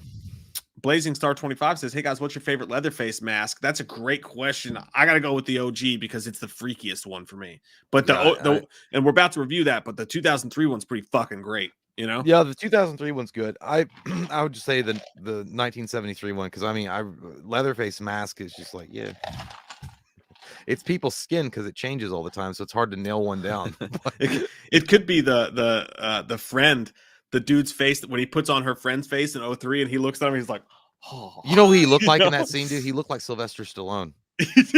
From the Expendables specifically. Yeah, like the little, it kind of looked like him. But I'll tell you what, I'll tell you one of the most memorable Texas Chainsaw Massacre masks, because they don't change much for me, so I really don't, or they do, but I don't really pay attention to them, is the one with Matthew McConaughey when he was wearing lipstick and shit.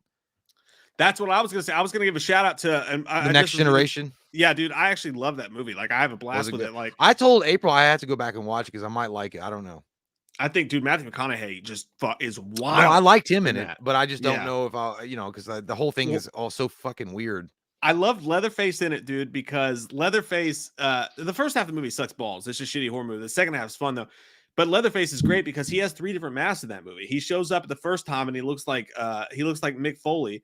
And then the second time he shows up, he's dressed like an old woman. And he's like, oh, and then when he shows up at the end of the movie, he looks like an audience member from Oprah. Like he's got this beautiful like black dress on, and he puts the lipstick on, and he's like real fancy. He was out on the town in Tennessee. And it's freaky. Yeah. That was one of them Gatlinburg fucking people. We're going to a cabin in Gatlinburg. Big Tom. We're going to go Ripley's Believe It or Not, bitch. Ryan Gillen says, who could play Mr. Freeze? Dude, anybody. Like that is just that is a role that anybody could play if you got the right actor for it. I think the guy that could really bring the emotion out of it, though, I think Ryan Gosling could do it. Yeah, he could do it for sure. Because it really is. Victor Freeze has got a extremely sad story. I mean, he really is, and you understand. He's one of those few villains that you actually empathize with what he's doing, and he's not really. I know he's a bad guy, and he does terrible things. Like the means justify the end in his mind, but he's got a sympathetic story. But if you love somebody that much, I mean, you'd be willing to do anything for someone you love to save them. So I mean, he has a really unique, interesting story. So, as far as like. I think that Ryan Gosling could pull it off. I think Luke Evans could pull it off. I actually just watched she had never seen it yesterday. I watched I love that fucking movie, Dracula Untold. I love that fucking movie. Luke Evans is great in that, but he pulls off the emotions. Yeah, she did. But the whole idea in that movie is like, he has to become something that's evil and corrupt to save the people that he loves. So I think Luke Evans could do it too. So yeah, that's a role that could be filled just by a good. But then again, I mean, I'm also thinking out the box, Mike. I'm thinking Arnold Schwarzenegger could pull it off. Oh wait, Honest to God, I think Schwarzenegger could pull it I off. would It was never a let him good come back. fucking script. No, it's just too emboldening. Because What killed the dinosaurs? The Ice Age. oh no! All right, let's do this fucking movie review here. We've got Jay. Jay came back like Sting. He was like, "I'll do two. I will do the original, and I will come back like Sting from the Raptors for the 2003 remake because I love it so much." He's Texas gonna do Chainsaw two. Massacre. He's gonna do two. 2003. Hey man, I got to be honest with you. It's up there with one of the best remakes of all time. It really is. I mean, it's up there with one of the best remakes of a horror character of all time franchise. I mean, I think Friday the 13th of 2009 was incredible. I think it's unheralded. I think it's one of those movies that that nobody gives the respect that it's due. Or I'll give it to Rob Zombie's Halloween was good, except for the first 25 minutes of this. This movie is, I think, it might be better. It might be the best one. It might be the best one. And I think I'm giving at least 0.5 points because of Jessica Biel's boobies. Holy hell. And her butt. But Holy nonetheless, I think it's incredible. I think it really is a really enjoyable movie. Now, I will say right off the bat, the original one made me feel nasty and dirty when I watched it, kind of like Hellraiser. I feel like the original Texas Chainsaw Massacre is creepier because the way that it was shot and the way that it was filmed and it just made me feel kind of like, oh god damn, I gotta put soap in my butt.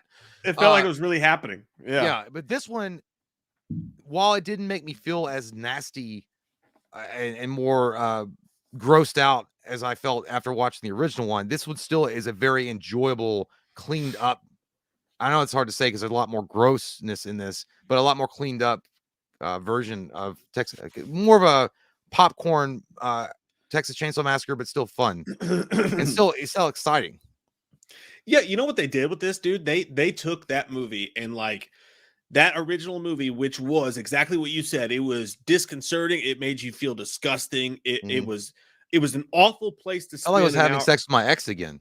It's really bad. It was an awful space to spend an hour and a half, but that's what made it a great horror movie.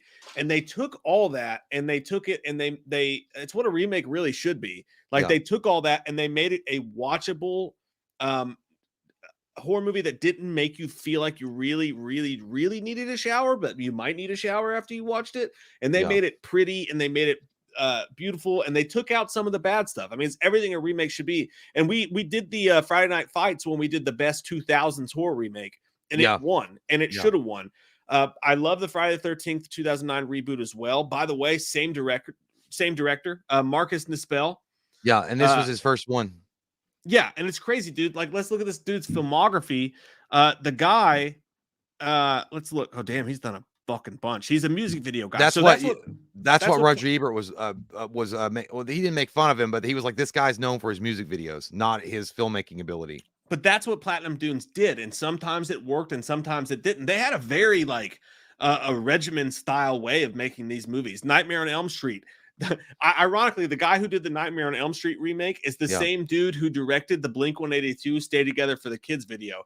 They take these music video dudes and they give them a shot to see what they could do. It was just something they were doing at the time, Platinum Dunes. But what I think is funny is Michael Bay can literally tell people to suck his Optimus Prime dick, since he was the producer of this, and he was the one that brought in Andrew. What's his? Why can't never Brzezinski or the one that played Leatherface? He's the one that brought him in. Yeah, and without Platinum Dunes, it never would have happened. Yeah, and like Platinum Dunes did some good shit. Like I know it's a very money-based thing. I do my money dance, but it was a very like they did some good shit. This guy, his first movie directed like ever, like full-time off of the Cher music videos and Bryan Adams music videos was this movie in 2003. And then you go to he did a TV movie for Frankenstein in 2004. He did a movie called Pathfinder, which was directed DVD, I'm pretty sure. I remember seeing that DVD at Walmart all the time. And then he did Friday the 13th. He did the Conan the Barbarian remake, which that's which one with The Rock? No, I don't think so. It was no, the one with The Rock was good. No, that was Hercules. I'm thinking of a different one. Never mind. Yeah, he did the one with this dude. Jason Momoa. Jason Momoa. That was a big sack of shit. I remember. Damn, that cast was good, by the way. Rachel Nichols, Rose McGowan, Stephen Lang, Ron. Yeah, no, they had a great cast. It was just a shitty movie. It was a garbage fire. But the funny thing is, he did a movie called Exeter, which I think I reviewed on the channel like a long fucking time ago when I was doing the Redbox reviews. A shitty, trash ass exorcism movie that sucked butt cheeks.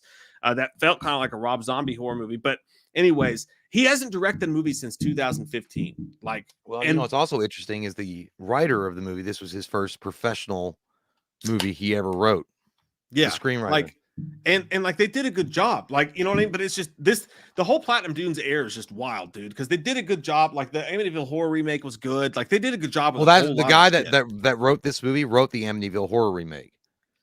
And the other thing is that Platinum Dunes was literally, that was the whole point, that Michael Bay wanted to start a company that would do low budget horror movies. And the first thing that he wanted to do was Texas Chainsaw Massacre. It was only a like I said, like a $9.3 and $9.8 million budget, but it made $106 million worldwide. It's also interesting if you you really get on these fucking Wikipedia kicks and you start looking up shit.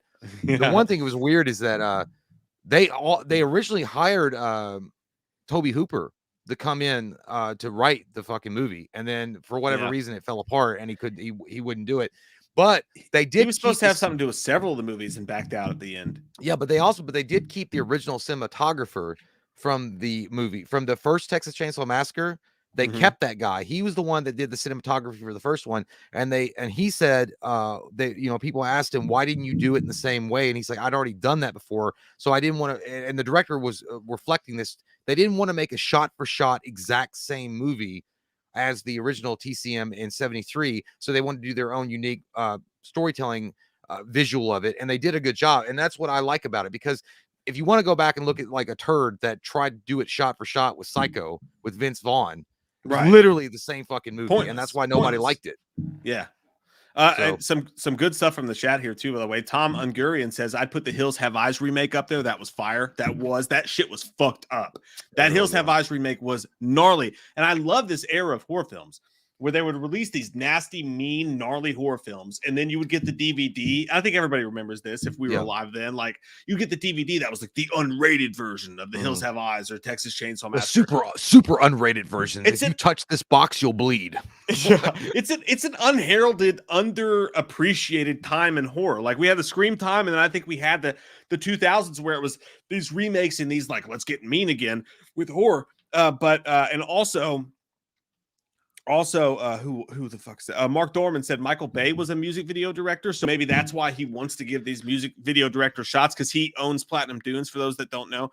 And also, Cornpone Flicks makes a good point. Fincher did music videos too. So there's something to be said. Sometimes it works. The guy who directed Nightmare on Elm Street, Samuel Bayer, did not work, obviously.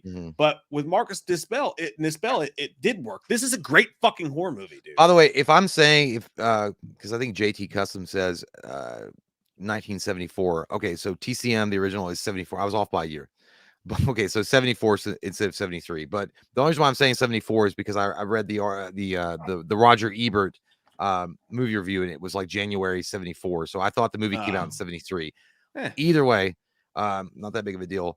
The thing about the remake is I think that what they did was that they enhanced what was really well and good about the original movie, rather than taking away from it and trying to change it. And like what Rob Zombie did in Halloween 2 is basically butt fuck Michael Myers and say, now you're going to take it. You're going to take it and you're going to like it. And I'm going to make babies out of his butthole. And you're like, what? It's just weird shit. What they did was like, no, we respect the material. We love the material. The writer that came on board, the director that came on board, they said, hey, we respect what TCM 73 is all about, and we just want to enhance that. And that's what they did. I think they just enhanced what it was already at the core.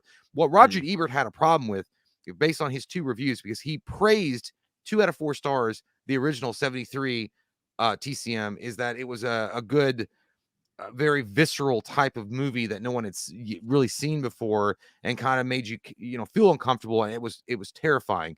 What he hated about the remake, the 0 out of 4 stars that he gave it, was that he said that it was mean for no reason, that it played on gore and meanness without any kind of context. He just had a bad day that day. Well, no, he said he said he was celebrating. I think what he was trying to celebrate, it was celebrating hopelessness Like it was just there was no hope.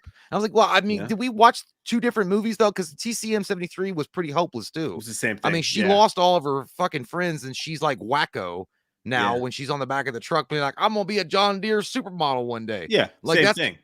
well, and it's really, it's I don't know. So I'm not gonna like Roger Ebert. God rest his soul, he's passed on. So I'm not gonna like go after his critic review Mhm. on it. But I'm just saying it's kind of interesting that you're gonna give it the subject the baseline, the TCM 73, a 2 out of 4, and literally, which it was Yeah. rare for Roger Ebert to give it a 0 out of 4 and say it was literally no need for it. It was mean for no reason. I disagree with that. I think he was just having a bad day when he went to the cinema. Well, no, that I mean, day. I Yeah. would have said the same because listen to this. He gave Day of the Dead, like he fucking shit all over it. When Day of the Dead came out, George Romero's classic Day of the Dead, he came out Mhm. later on and said, I need to revisit this movie. This movie was actually really good. I think that if Roger Ebert had survived, I think he might have come back to the movie and praised it Yeah. for what it did.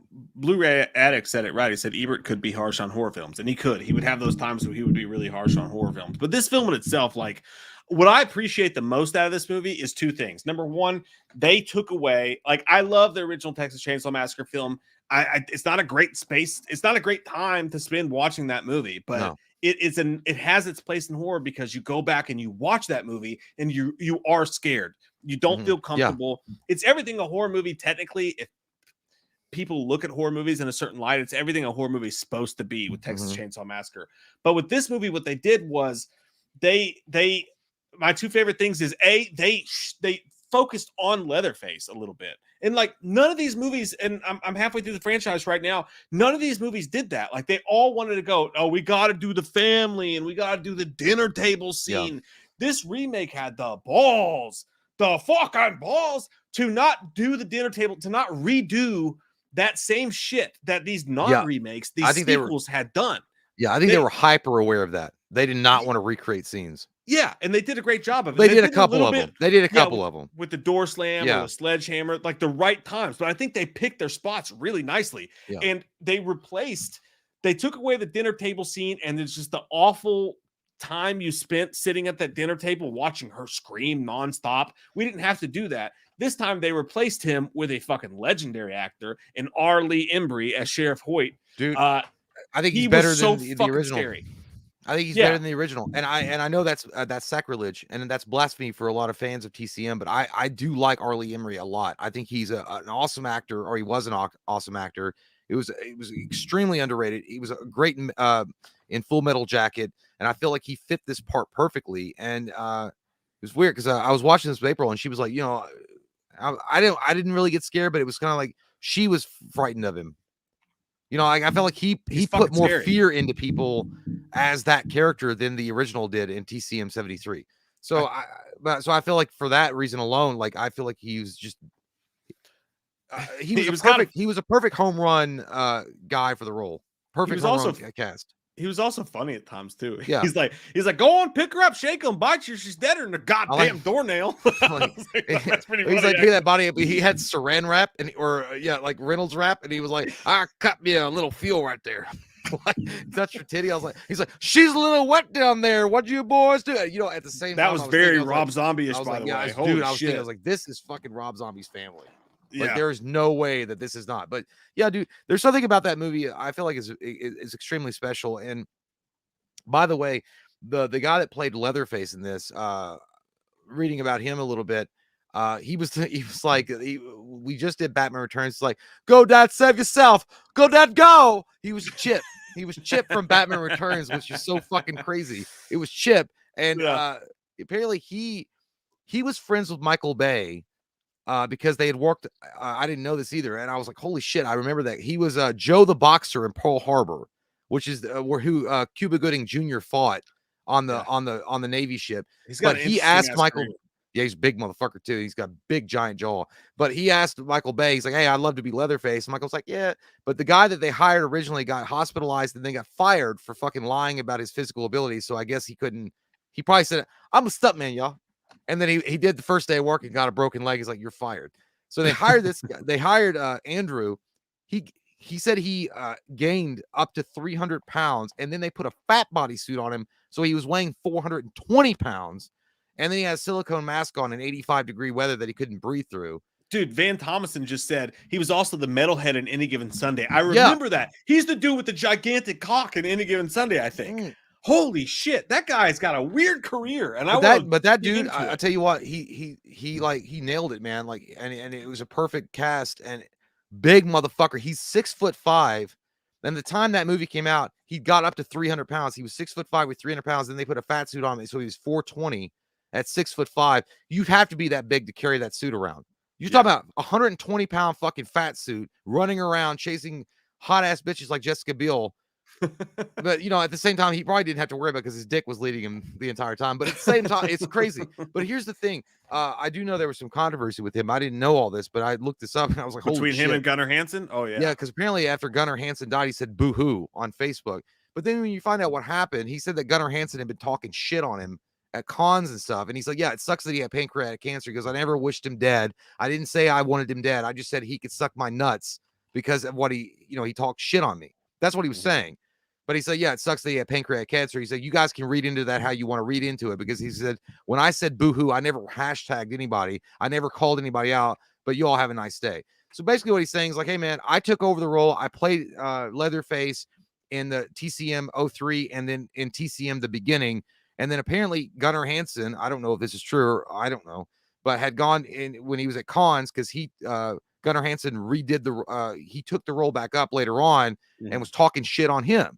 And because he said he was always cool with him. And then all of a sudden he's talking shit on him, to fans and stuff. And I guess he got pissed because he basically what that Andrew guy was like saying, he's like, I'm not going to listen to your, you rattle your mouth off. Yeah. And not have a response. But either way, so that was what it's kind of shitty for him that it followed him around. And I think, and I'm not saying this is 100% true, but I think that's probably what prevented him from ever catching the role again. Yeah. I mean, because they're like, well, we can't really hire you right now because, because you and Gunnar got into it. So hey, you play stupid games, you win stupid prizes. Yeah, but like all that being told, he was a great Leatherface, and he was like, and he was really big. The mask, it's one of the best masks. Like it looks great, and there's really multiple masks in this. By the way, I love the mask switches when he kills off Kemper. When he kills off Eric Balfour's character Kemper, and you see him like thinking like, oh, my face, your face, my face, your face.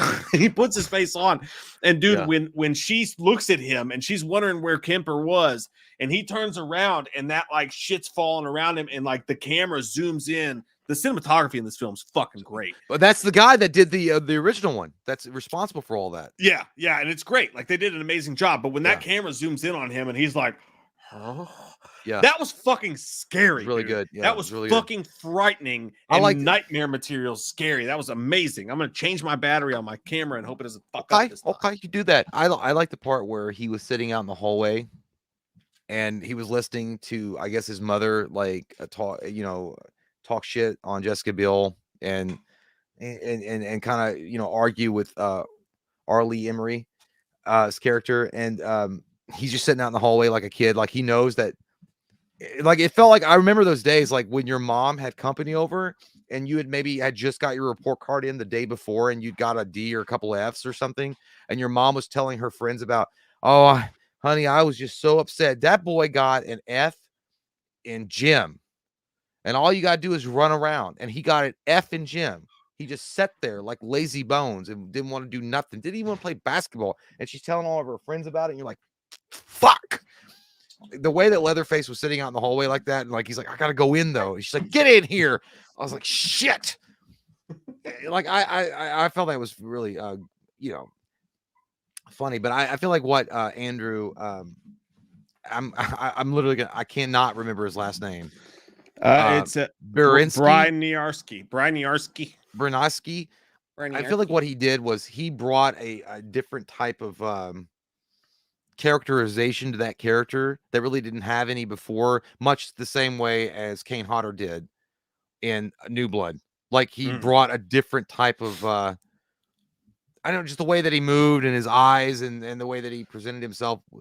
Maybe not as extreme as Kane Hodder really did change the game with Jason, but like in that same level, like he actually took Leatherface and made him a little bit more animated.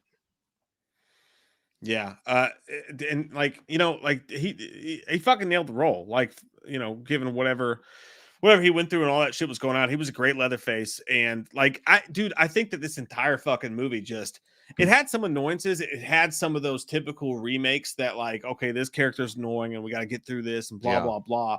And like the chase scene at the end, it's very weird. Like these movies all have their own playbook, but like the chase scene at the end was a little bit long between Leatherface and Jessica Biel, and it went on and on and on. They did the same thing with Rob Zombie's Halloween, and they made him go back and reshoot to make the chase scene between him and Laurie at the end of that movie longer. Yeah. And it's almost like verbatim the same thing here. The only problem I have with that chase scene, I thought it was really good when they go back to the meat factory or whatever, and they're doing that whole thing right. But do you think, honestly, like when she pops out of that locker and she hacks his arm off, do you think she could have really just hacked his arm off with a butcher knife like that, just real quick, like 3 strikes? I mean, it depends on the amount of steroid injections she had done at the gym earlier that day. She did have strong butt cheeks, but like, I mean, she pulled all the power from the butt cheeks and the legs. I don't. But the thing is, first of all, I thought that was stupid.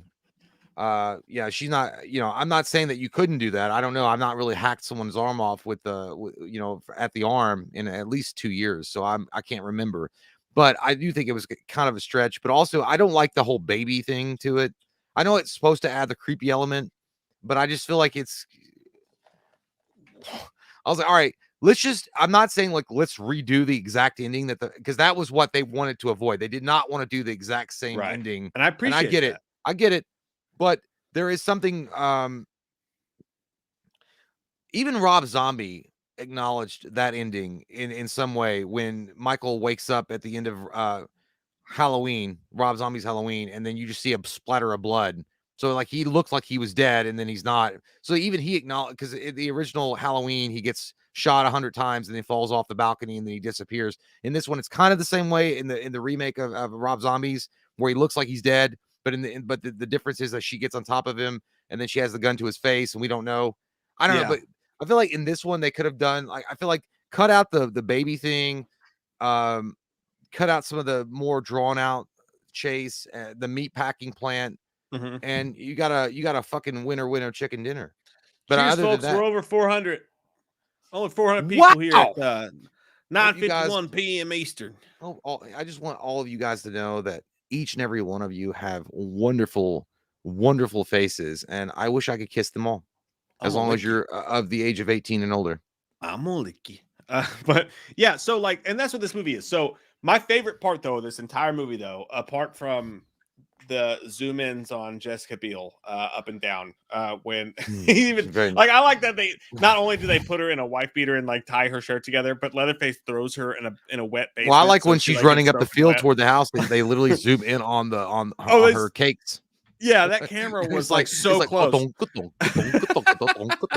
Yeah, it's and she was good in the movie. But like my favorite thing about this though was just watching Leatherface do his thing. Like the zoom ins, like the way that he would run around, the way that they shot him, and they show him maskless when he's cutting the mask up. He takes off his mask, and it was crazy to see, dude. His nose is cut off, and he's just like. Oh, that was cool. That probably was the cocaine. No, that was probably the autopsy picture of Michael Jackson. In the same stream, you love a man and degrade him all at once. Because I love him, I can degrade him. But he was scary, guys. He's been dead for a while. It was, I'm just saying, like all they said was like Michael Jackson's nose popped off like a Mr. Potato Head nose when they were working. I felt like this was a fan's film for TCM because, like, number one, they took away the really annoying retread that this franchise really has a bad problem with. They all want to do the same thing. They want to take the attention off of Leatherface and they want to show the family sitting around the dinner table do the same thing the original did with Grandpa. Grandpa is a one hitter. Like, well, they added to the family in this one. They did, but it wasn't the same. Like they at least did something different. They put the focus on Leatherface finally. And when the focus wasn't on Leatherface, it was on Arlie Ermy. But like, he's so fucking good, it worked. He's scary. Amazing, dude. Charismatic as fuck. He had a Funny Games vibe to him. Like, if you've ever seen the movie Funny Games, like it's one of the most uncomfortable, like, dude, when he sits him in that car and he puts the gun in his mouth, like, I was so scared. Like, well, because you know what the thing about Arlie Emery or Emery, I don't know how you guys want to say his last name, but he has such a charismatic presence about him when he's on screen. I think that you never know, like because I mean, obviously he's an actor, but he's got such a way about him that when you see him on screen, like he does give you that like unsure, like they could literally take this motherfucker anywhere and I'll have no idea except for the fact that I pooped my pants because I was scared. Like look at you know, and I think the most wondrous job he ever did was Full Metal Jacket. Obviously that was his bread and butter, you know, that was where he came from. You know, he was a drill sergeant for real. But yeah, dude, like he's such a great actor, and I'm glad they added. And again, he's my favorite. He's the best sheriff. And I include that with TCM 73, and I know that's sacrilege to some people, but he's better. He's better than the guy that played him in 73. Like, I mean, he added a whole different dimension to the movie that they didn't really have in the first one. And by the way, the little boy in this, the one with the Bucktooth Charlie. Dude, do you know that kid is? That kid's from the kid from Darkness Falls. If you turn off the lights, she'll get that me. makes perfect fucking sense. That was him. Makes perfect fucking sense. Yeah, because I saw his fucking weird eyes that he looks like he's been either smoking crack or not had a good night's sleep in 18 years. And he was like, I was like, I know that child. He's from Darkness Falls. and yeah, not just that dude, but like so how mean Leatherface was in this. Like he cuts off dude's leg. He cuts his leg clean off. That scene when he's running through the sheets was scary as shit. Like the chase scenes with Leatherface were so good. The first dude that he sledgehammers was so good. Like everything with Leatherface was so damn good, and it was shot so perfectly. He's so big. You don't, yeah, and you just don't get that with horror movies. Like, there's so many horror movies out there, Halloween 4, for example, where they've got these cool scenes built up, and they're just not shot right. When you watch this movie, they put Leatherface in the perfect light, and he's scary. They nailed fucking Leatherface, man. Really and it's the same thing we say about Halloween 2018. Some people don't like it for this or that, but they got Michael Myers right. And that's not as easy as you would think it would be. So many movies fucked up their own good storylines and good ideas by not getting the main character right. And this is one of the few Texas Chainsaw Massacre films that actually gets Leatherface right. And not only does he cut that dude's leg off, but he puts fucking salt in it, and he puts the dude on. Like, the shit that he did was gnarly. This was a scary ass Leatherface, man. Yeah, I definitely think he was a lot more intimidating than the original TCM Leatherface, and I feel like he was a lot more, as far as like this big brutal killer that hacks off your face and wears it like it's a goddamn mask, that they bought at JCPenney, is exactly the kind of guy that Andrew, I can't, his fucking last name always eludes me. Andrew, the guy that Brian Yarsky. I'm gonna, Brian you know Yarsky. what? It's a hard to say name. I'm just gonna start calling him Chip from Batman Returns. But what fucking Chip did was great. But yeah, man, I think that the TCM 03 overall, I feel like it's a solid movie. It's worth a check out. If you guys, and I mean, I'm not saying there's a lot, but I mean, I'm sure a few people that are purists and they won't watch it because it's not in line with what TCM, as far as like what their version of TCM should be. But you guys should do yourself a favor and watch this, because the director of this film does a lot better than what you would imagine a music director would do. What he does is he takes his background in music directing and just applies it with a lot more of a beefier type of script and the way that he shoots it, versus letting it define him like Rob Zombie did in Halloween 2 and have a fucking white unicorn run around, I don't know, and fucking Sherry Moon fucking it while she's riding it, and then have Guns N' Roses playing somewhere. Like, what this guy does is he's like, hey, you know what? I have a background in music videos, and this is what I do. So I understand like how to film certain quick shots and do certain things, but I'm gonna let that be a defining, not a defining moment, but a background piece that I can use to utilize a better filmmaking technique in my direction of TCM. And that's what he does. I think it's written well. I think it's directed well. The cinematography, I don't think you can argue with it. It's the guy that did the 73 TCM. Same guy, same exact guy. The cast is good. The only thing that was weird, I was like, the guy that was from Kingdom, Jay, the guy that plays the brother in this one with the glasses, Jonathan Tucker. Yeah, I feel like he should have been in a wheelchair. I don't feel like they should have strayed from that. I think that whole thing is fucking terrifying. Is the fact that he was in a wheelchair and like he couldn't, That's like a good point. there was no way he could get away. Like His there was death nothing scene he could do. His death scene was cool though when he picks No, I him up loved and he his death puts him scene. His on death the scene was good. chandelier Yeah. and then like does him that way. And then the beginning of this too. We got to talk about that before we're done. The beginning, I like the way they subverted in like expectations with the beginning when the girl gets in the car and she sits in the back and she's like, "You're all gonna die." They did it quick. They didn't let it linger on and go on and on and on. And they didn't try to do the same thing at all. I mean, she does pull a gun out of her vagina, which is a little like damn. But it sets the fucking tone. I mean, that's a tone setter. That's If you want true. to start a movie with someone pulling a gigantic goddamn revolver, that's when I pulled out my It's like, revolver. so I guess tonight we're going to fucking Waffle House. Yeah. And I was like, how would you not smell that when she walked? Like, how did she prison wallets that? Like, I know a prison wallet's your butthole, but for a girl, it would be their fucking. I know, but she fit a fucking revolver in her vagina. If they wanted Like to that do shit had to be looser than the fucking Chicago, like goddamn highways or the tunnels. they the could have Windy done City. it. They could have just made, if they want to make it real gross, they could have just done a noise or see some like juices come off of it, and like and they her they vagina did must when have he been was like when you do a parachute when you were kids in gymnasium, when you do when everybody gets around and they throw up the fucking parachute. Her vagina must have been that wide. Oh, it's so bad, dude. Yeah, she Like, could how do probably you fit an pull AK in that bitch. You want me to stick this into my heart? She pulled that giant gun out of her vagina, but that scene was so gnarly. Yeah, it dude. was Like, gnarly. Yeah, that's not the scene. Like we didn't need that kind of greatness, but like when she blows her head out, like, and then the camera veers out through the hole in the back of the thing, and they did it like twice. That was so cool. Like that shot was so cool. This director, this cinematographer, the lighting crew. That gigantic house in the middle of the woods when Jessica Biel's walking up to it or when they're fighting or whatever, like, yeah, it's a beautiful goddamn film. And it really is shot well. There's no doubt. One more thing, the opening and the ending were great.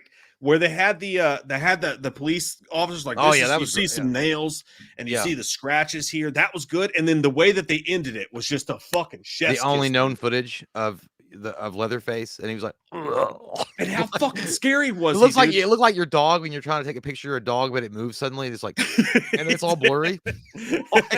But how scary was that? Like that last shot they got of Leatherface, I was like, you know, like when that, like he looks like he's coming out of a fucking pool and he's got like boogers in his nose and he's like, shit. Yeah, he looks like your dad when you ask him for $20 if you could borrow $20. He's like, or when you wake up your dad because you're skipping school and it's so good, man, so good. So the movie to me is an 8.5. It's one of the best remakes ever. It's one of the best 2000s horror remake of all of them. And goddamn, they finally nailed Leatherface. Since the original, after all these movies, they fucking gave us the Leatherface that horror fans, slasher fans wanted. We wanted a movie about goddamn Leatherface chasing some motherfuckers, and they gave it to us. Yeah, it's an 8.5 for me too. I'm like I said earlier on, what they did right was the fact that they just enhanced what the original brought. The TCM 73, they just enhanced it. They didn't take away from it. They didn't try to make it a completely different type of movie as far as like changing the actual heart of the movie. They kept that the same. They just enhanced the overall story with great acting, a great script, a great direction, and great music as well. And I think overall, I got to be honest, like Gunnar Hansen is like he's a legend. Definitely, but this dude that you know, he brought a lot of thunder pants to Leatherface that we'd never seen before, and he was very intimidating. The fact that this guy was a 6'5", 300-pound dude already, then they put a fat suit on him and make him 420 fucking pounds, and now he's 6'5", and he's got a goddamn chainsaw. Holy shit! You better pay your bill at Cracker Barrel. Because that's what he looked like. He looked like a mad-ass fucking cook from Cracker Barrel coming out there with a spatula and a chainsaw. Or some that we've actually seen at Waffle House. And I was like, yeah, and it was just a really, really incredible movie. And I'm just, it's one of those movies that it's really impressive that Michael Bay of all people is the producer of it, just like he's the producer of the Friday the 13th 09 remake. And it's incredible. I wish they were still running.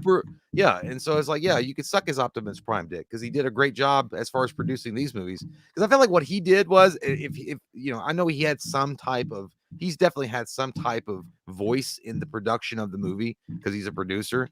But he was like, hey, you know what? I love the movies from when they, when they originally came out. So I don't want to change too much. I just want to give maybe a suggestion or two, but let's just keep the main omelet together.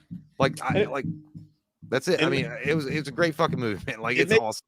It makes you think too. A lot of people think Rob Zombie would be the perfect person to remake TCM, but I actually think that this movie was the perfect amount of meanness mixed with good storytelling, mixed with great cinematography and great action scenes. Like I think Rob Zombie would have went just a step overboard. Well, unless Michael Bay was involved, Michael Bay like take your fucking like lice infested hair out of my face. And the chat was talking about it. And Vanessa, some people were talking about Frank Vogel was the blonde dude in this that got fucked up, and he was the main guy in Grind. So shout out that guy. Grind's a fucking amazing. That's a great movie. That's an underrated movie as well. Yeah. That's amazing. Sweet Lube cleans no man's poo. Now this oh dude, when they're driving in their van and they're like don't need nothing but they put poison in, dude, it's one of the best scenes of all time. That's if you guys need a comedy you want to watch, no watch fucking Grind. All right, we're gonna get to these last super chats and bounce out of here. Ben Wolf, I don't know about you guys, but I enjoyed TCM 3D. You do know, because I could tell you we didn't. I only saw it once in theaters, and we both wanted to claw our own eyeballs out. I think you're just saying that because you're getting paid by a studio. That's the old get him, cuz. That's all you're doing, cousin. Get your chainsaw, cousin. Oh, I fucking died. I'm watching that tomorrow for a review. You're by the way, gonna be in for a treat of yeah. You know, that's like if fucking Krampus gave you a gift. It'll only be Krampus the second time I give you that gift. He wouldn't kill you, just give you that. Maybe I'll agree with you, man. I love the Next Generation, but we'll see. Eclipsed says, have y'all ever seen the Killer Kid horror movie Mikey? We actually have a full movie commentary for that on our Patreon. Yeah. I forgot. That was some wild shit, man. Mikey's a fucked up little fucking Captain Crunch eating bastard. Yeah. He does not like tricks for kids. Movie Juice. I like your name. Says Daniel Craig would make a good Freeze. You're goddamn right he would. Like, fuck. Daniel Craig would be an excellent Freeze. By the way, I want to steal your name and rename ours Movie Juice. Like we watched Movie Juice, and then we could have like a skull dripping like from the eye. Yeah. Juicy. We had an idea at a time to call our channel Movie Grinder. That's not a joke either. I didn't know Grinder was a skeleton fucking a VHS tape. But Movie Grinder would have been perfect for us, and we could have actually done it GRINDR. We could have had like a bone grinder and then have the skeleton going into it, and grinding out, and then what it would spit out like a wood chipper, it would say Movie Grinder. We talked about making a website called Movie Grinder. Well, we can't change it now. Fuck it, we're stuck with this shitty logo. That was a very drunk afternoon at Applebee's, by the way. You remember that day? We were like, yes, we got it. Movie Grinder, another Brutus. I felt like we were like wrapping up the ending of Rocky IV. Like together. Ethan Taylor, another bag has been dropped from a beautiful soul in Ethan Taylor. Thank you so much for that, man. Really appreciate you, Ethan. Gotcha. Oh, he comes with great tidings. He says, I will be a dad. Proof. No matter what life throws at you in the past, you can always bounce back. Cannot wait to introduce my kid to the amazing Wham family. Mike and Jay, thank you for getting me through the dark times. My wife and I love you all. Hey, we love you, man. That's awesome. Congratulations to you. Hey. You're going to be a good dad. You're going to be a good dad. Congrats to you guys, man. Congrats to you and your entire family. Ethan, is a beautiful thing. That is a goddamn beautiful thing for me to hear today, buddy. Hey, that is a beautiful thing. More precious than bringing some life into this world, man. And good job. You did it. And I especially love the part that proof, no matter what life throws at you in the past, you can always bounce back. You are fucking right, dude. If I had tell you I was sitting here in the chair with my life right now, after some of the shit that people have put me through or said about me or believed or not believed in me, not a fucking chance in hell, people would have said. Not a chance in hell. So I'm proud of you, dude. We both are, and we're happy for you and your family. Cheers to Ethan, everybody. Yeah. My life's been a fucking shipwreck and all sorts of good shit. But you know what? Hey, man, good for you. I don't want to get through my goddamn fucking life. If I told you about all the last shit in the last 10 years, Jesus Christ, it would sound like a fucking crucifixion. So I'd rather not. No, literally, it sounds like a crucifixion of Jesus Christ. But I'm glad. Hey, you're right. You can come out of it. You can come out of it. That's what makes it so goddamn beautiful, man. That's what makes it so goddamn beautiful. Love you, Ethan. Love you and your family, man. Congratulations. And Gary, I hate horror movies. No, he says, I hate horror movies that kill everyone off because it's suppressing. That's why I don't like Chainsaw Beginnings and Leatherface. That's a fair statement. Well, you know what? That's what Roger Ebert was going for. I think he was trying to say that he felt like they were put in a hopeless situation, and that there was no type of moment in the film that any type of hope came into it. So, a very nihilistic type of looking at it. But look, I like movies like that. I got to be honest. Sometimes the good guys don't win, and that's called fucking life too. Sometimes bad things happen. And yeah, of course you want the good ending. You want the happy ending, or you want at least a little snippet or a nugget or a nipple of hope. But sometimes it just doesn't happen like that. But it's well said, dude. That's life, actually. Like, sometimes really bad shit needs to happen so that you can appreciate the good shit. Because if good shit always happened, you would just expect it. Well, and I'm not saying, and look, I mean, it sucks if you left the theater and you're like, oh fuck, my life's even worse now. Like, it's also fiction, dude. Like, your life, you can look at it like this too. It's like, hey, look at it as a cathartic release. If you watch a horror movie where all the bad shit happened to other people that are fictional, that you can kind of take that in and absorb that and put that on the screen, and then walk away and be like, hey, my life's not as bad as that. At least I'm not getting like butt fucked in some Texas town by a goddamn guy that wears my boyfriend's face or some shit like that. So fair. Latrell 316. The first scene I ever saw in a horror film at like 9 was the suicide scene in the beginning. Oh, you'd be like, oh damn, horror's fucked up. Horror's a strange place to be. That's an interesting. I don't remember I don't remember the first truly horror like moment that I saw as a kid. I'm not sure. I think it was like 9. I do know that ones that scared me. Like, I followed my uncle around for like 2 weeks, dude. Mom and dad left for like a week for vacation, and I was with my uncle Mark, and he rented Evil Dead, Night of the Living Dead, the color version, and then something else. And I watched Night of the Living Dead and Evil Dead, the first one, and I was fucking terrified for 2 weeks. And I was like 9 or 10. That shit scared the fuck out of me, dude. Yeah. Those first horror movie moments are always like a good, like, am I going to be into this or not? And like, I feel like if that's the first horror scene I ever watched, I'd be like, I'm not going to be. I do remember being a kid though, in the theater and dropping all my hot tamales on the theater floor when we went and seen Jurassic Park, right when the raptors start eating people. And I had my hot tamales in my hand, like that in a little box they give you. And then I was watching and I was all excited. And then they literally, the raptors start eating that guy. And like, I just remember my hand losing control, and it just, the sound of going as it scattered on the floor. And my uncle was like, oh my God, stop. Because I didn't have any more control. I was just dumping my hot tamales. Dude,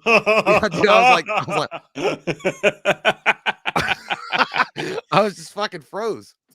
Ben Wolf says Brian Yarsky, Leatherface was also on Rollerball and a boxer in Pearl Harbor fighting against Cuba Gooding Jr. You said that about Pearl Harbor, but that guy's had an amazing career, man. Holy shit. I had to look him up. He was Joe the Boxer in Pearl Harbor, and that's how I actually got the job, because he remained friends with Michael Bay and asked him to be Leatherface. But what's so crazy is like he's literally Chip from Batman Returns. Dad, go save yourself. Dad, go. James Young, thanks, buddy. Appreciate both of those. He says, were you aware that Andrew Bernarski, 03 Leatherface, and Gunner hated each other? When Gunner died, Andrew posted boo-hoo, love them both. We talked about that. We did talk about that. I imagine you said that. I feel like there was two sides to that story, but I mean, it's not cool. I'm not gonna really say, I'm not gonna go on one side or the other. It's not cool for him to have said it, but I don't. I guess he came and kind of didn't justify what he said, but he was trying to clarify what he said. He said he didn't hashtag it, but and he's like, you can make of that what you will. But he said it sucked that he died of pancreatic cancer. He said he didn't even know he had pancreatic cancer, and it always sucks that people die. He said he just said that and he was pissed off because the guy talked shit on him at cons. Yeah, but I don't know either one of them, but it is what it is, man. You never know what happens with people. The only thing I know about Gunnar Hansen is I was at a horror convention. It was a horror tattoo convention. It was the first one I ever went to. And I got the first tattoo I ever got, this one here. The dude that did it wanted to put it in a competition at the thing. It's fading old now because I got it when I was like goddamn 12. I was 17, but I was there and I went into a screening for a Texas Chainsaw Massacre movie, and Gunnar Hansen was there, and he was walking through the audience. He was still alive then, obviously. He was walking through the audience talking about the movie. And I don't remember what came up, but I had to go. I don't know if I had to take a dump or like if my girlfriend needed me or what, but like I had to go. So right in the middle of him talking, I get up out of this audience and walk out and have to walk past him while he's holding the mic. And I was like, Gunnar? I could tell he was like, the fuck? And I felt so bad for it. But Did you call him? Did you say Gunner? no, I just was like, It's like you give the ancient Shinoshi. respecto. You like if hey, like Yeah. you know when you see a famous person that you respect quite you the ancient shit, you go what? Yeah, that was in Nashville. That was a wild time. I always do that like the head nod thing. I was like this. Yeah, I know they are. I was like, That's how. That's what happened with. I saw Timothy Oliphant outside of a Walmart at 3 a.m. when he was shooting Justified, and I walked by him, and dude, it was so fucking surreal because he looked so familiar. He was out there smoking a cigarette, and he had a cowboy hat on, and it was like 3 o'clock in the morning. And I've told this story before, but it's so incredible that it happened to my face, and I didn't get a picture with him or talk to him. But I was trying to buy a DVD because that's when we used to go out and buy midnight releases of DVDs, and it was like 3, so I waited so nobody was going to be in there. So I walked in at Walmart, and it was like in the market center, and he was like out there, and I saw this dude, and he was like a handsome looking guy, and he had a cowboy hat on, smoking a cigarette, and he was like, "Hey bud, what's going on?" When I walked by him, I was like, "Hey, how you doing?" And like I was and then I walked by, and then I was like, halfway through, and then I was like, fuck beans. That was Timothy Oliphant. And I ran back outside to go smoke a cigarette with him, and he was already gone. But yeah, dude, I always give the ancient. Yeah. Like, I think subconsciously I knew who it was, and I think subconsciously I was like, yeah, that's kind of almost for me too. Blazing Star 25 says, "What if there was a Christopher Nolan-esque Spider-Man trilogy, as in the story was very serious and realistic? You just blew my fucking mind. That would be love really it. cool. Light it up. Let's fucking go. Let's have that." I think it would be good, but I think they already almost had that with James Cameron doing it in 2000 with Leonardo DiCaprio. I think it would have been a very much not on the Nolan level of serious, but yeah, I'd be fine with that. But I feel like Spider-Man's already gone. I feel like they've already put their dick in the dirt, and Spider-Man's not ever going to go back to that. They go in and out of it a little bit, but I would like to see that. I would love to see really Christopher Nolan tackle that. An interesting take. It'd be way more interesting than another goddamn Dunkirk. I feel like Spider-Man should be more relatable than Batman, and I feel like in the most recent years, Batman is more relatable than Spider-Man in a lot of ways. For sure. And then like it's weird, and it should be the other way around. What was the Tenay? Yeah, it'd be so much more interesting than like Dunkirk or Tenay. Like that'd be fucking go do that. Those movies were trash, and I know that some people loved them, but dude, they're bad. I don't like them. But hey, I like you all, and we had a fucking big audience here tonight. Good time, man. You guys are supportive as shit, and we fucking love you. And make sure you guys like the video if you guys can before you leave. Helpful. Just a little quick thumbs up, because that really does help, because it actually lets YouTube know that you like our shit, and they might recommend it for to more people, and then we can have our family grow a little bit. So that's why we like that, because if you don't do that, then people are like, "Oh, these guys are assholes," so nobody watches them. So yeah. All you gotta do is just one little thumbs up.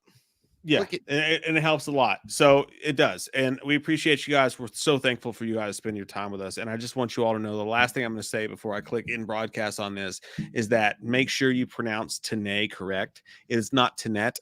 It is pronounced Tenay. I talked to Christopher Nelson, asshole. God, and we both had a toasted chalupa, and he told me it's called Tenay. So fuck you. Have a nice day. Nobody said that. Liar. Yeah. So it's Tenet. Yeah. So you're a tenant. You're a tenant. You get your Tenet. Hey, I can't wait to watch the movie about tenants. Hi guys. Happy fucking Wednesday. Oh yeah.